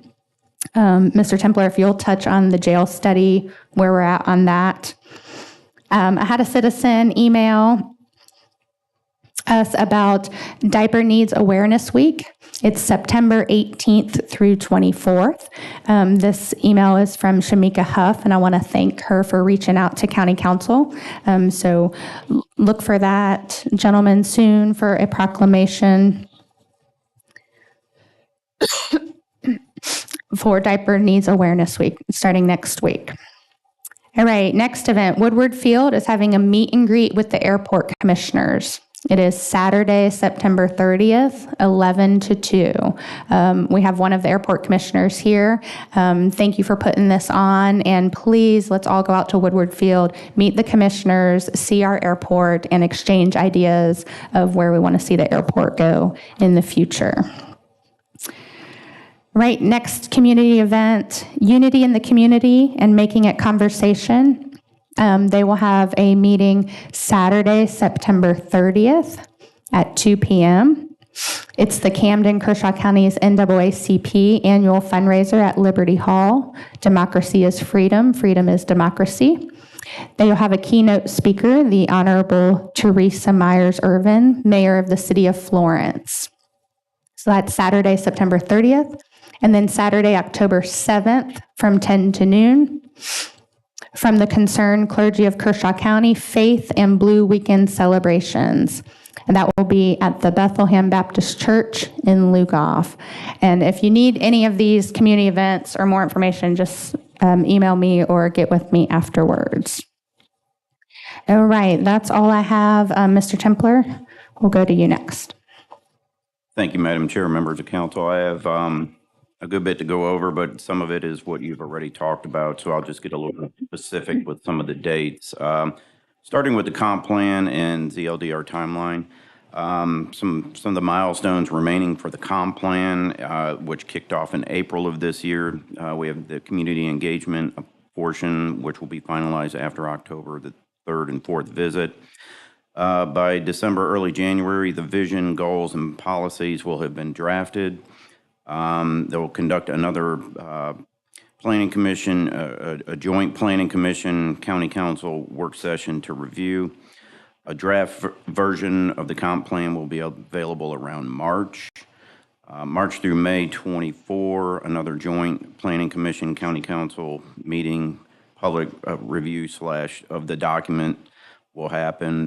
Then the required public hearings at planning commission and county council, and then followed by the adoption.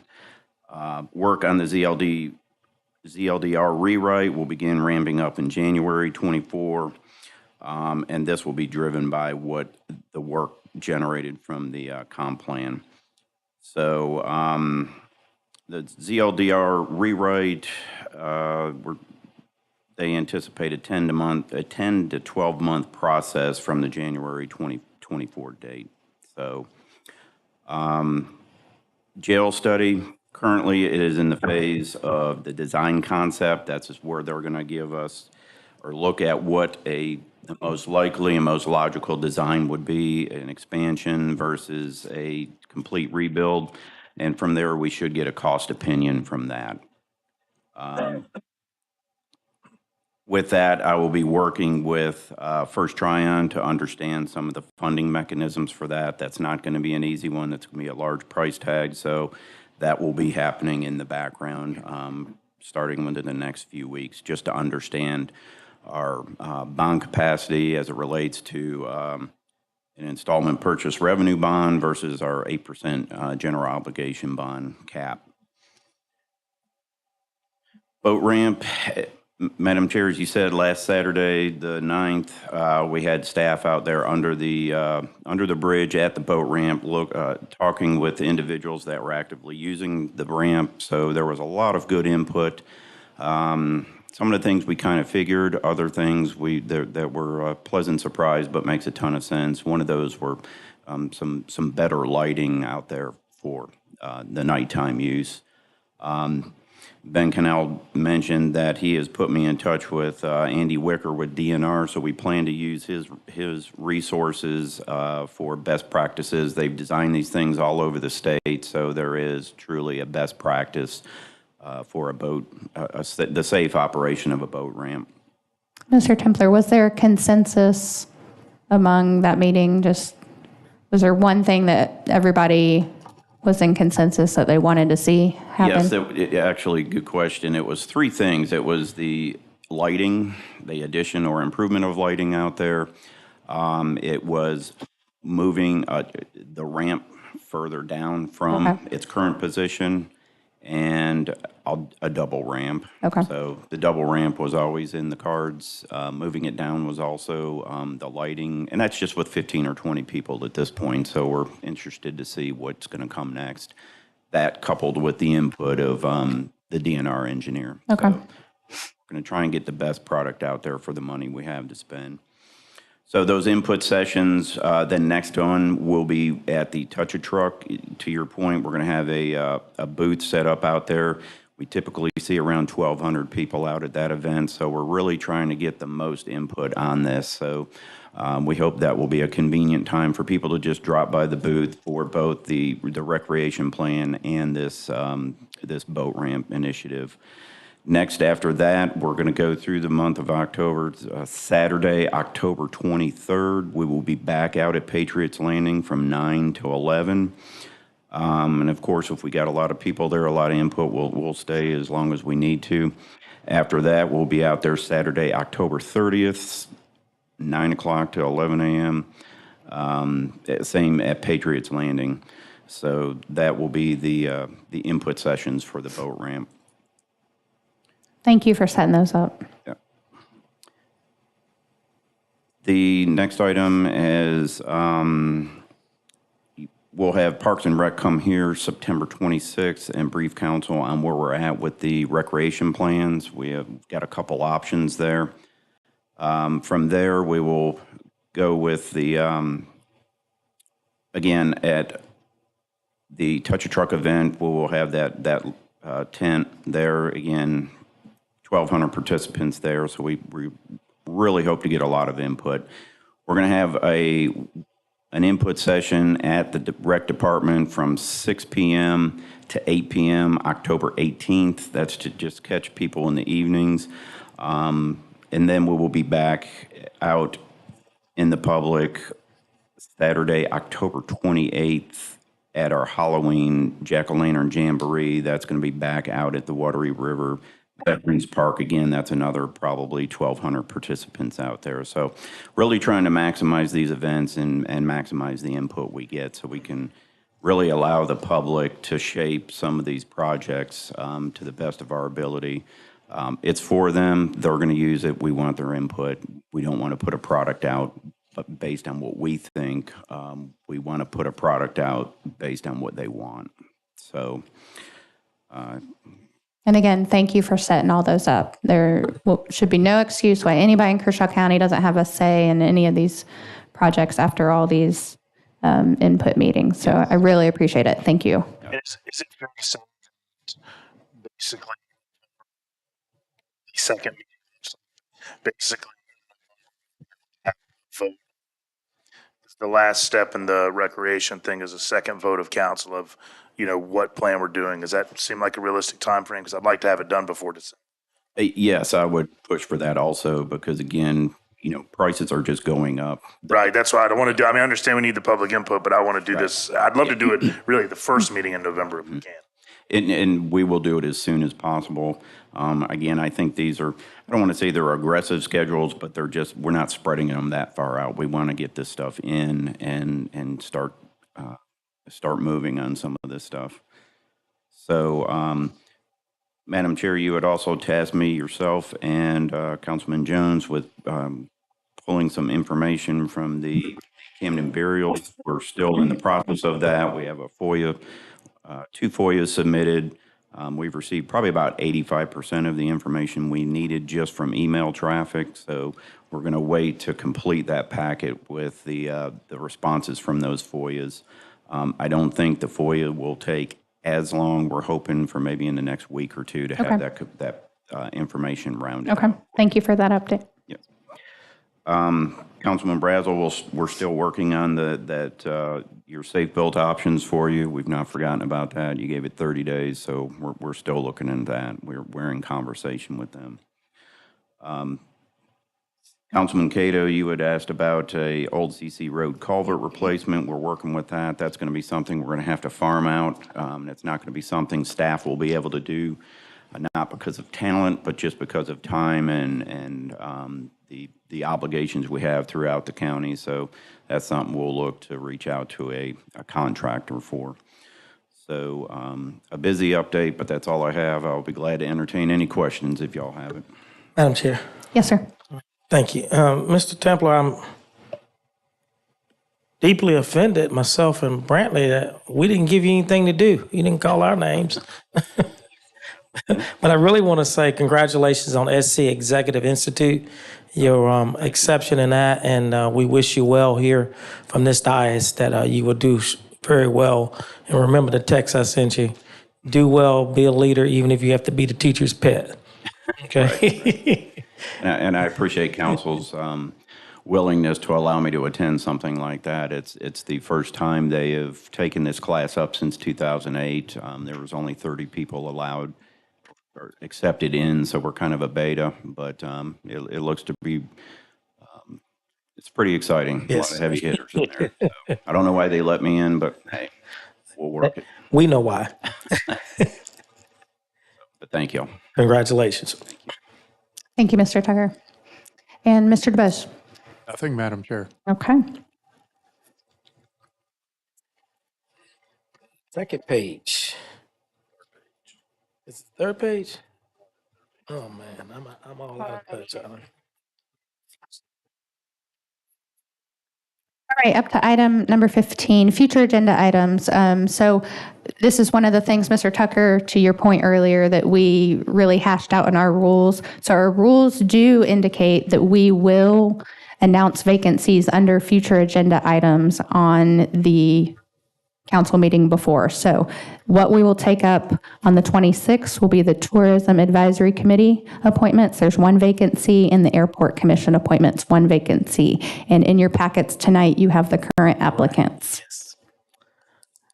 All right, number 6. So, Madam Chair. Yes. So that means that you're going to delay so we can have some new applicants, or we still putting on the?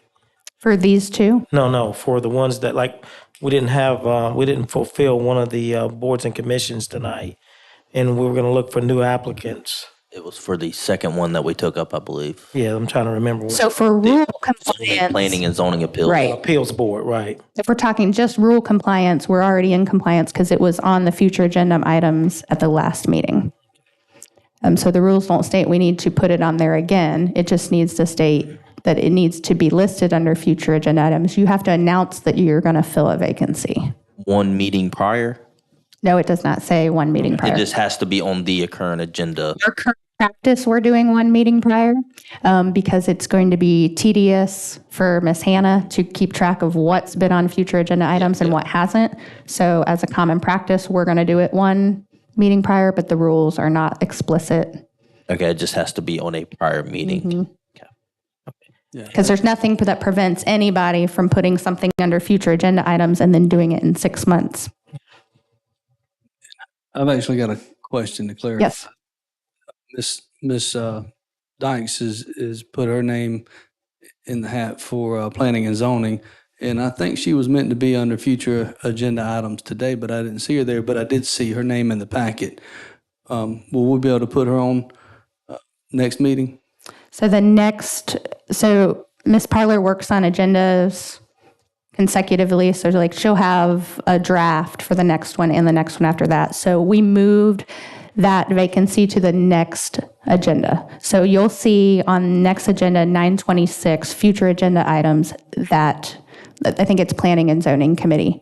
Yes. So Planning and that's what I'm Zoning saying. Committee, one vacancy. So that action item will not be able to be taken up until the first meeting of October. Correct. Because I also have somebody for planning and zoning that I'd like Correct. to put upon. So got So since the that'll vacancy be can't even be filled until October, Okay. we're not going to put it on the agenda until after the vacancy is Good. vacated, All right. I we're guess. just looking forward to making that happen. Thank you so much. Did I just confuse it more, Mr. Tucker? You're smiling. No. So our practice will be, we'll put vacancies under future agenda items one meeting before, and then we'll fill the vacancy at the meeting.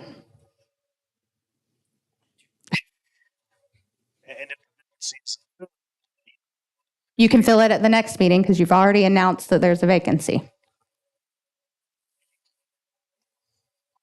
Let's ride. I want to go home. Okay.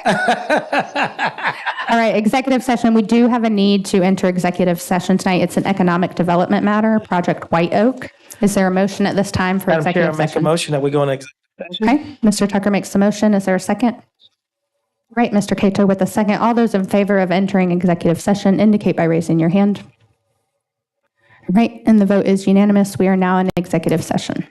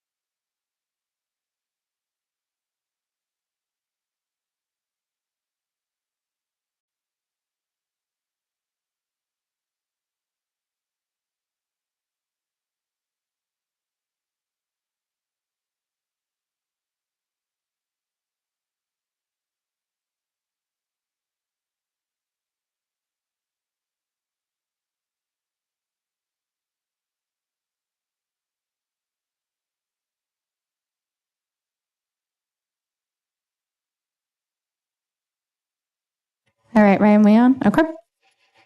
All right, in the executive session, we received legal information from Mr. DeBose on Project White Oak.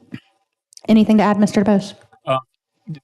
Just no decisions made, no votes taken, legal briefing on economic development matter, and information from our economic development officer on a matter of economic development.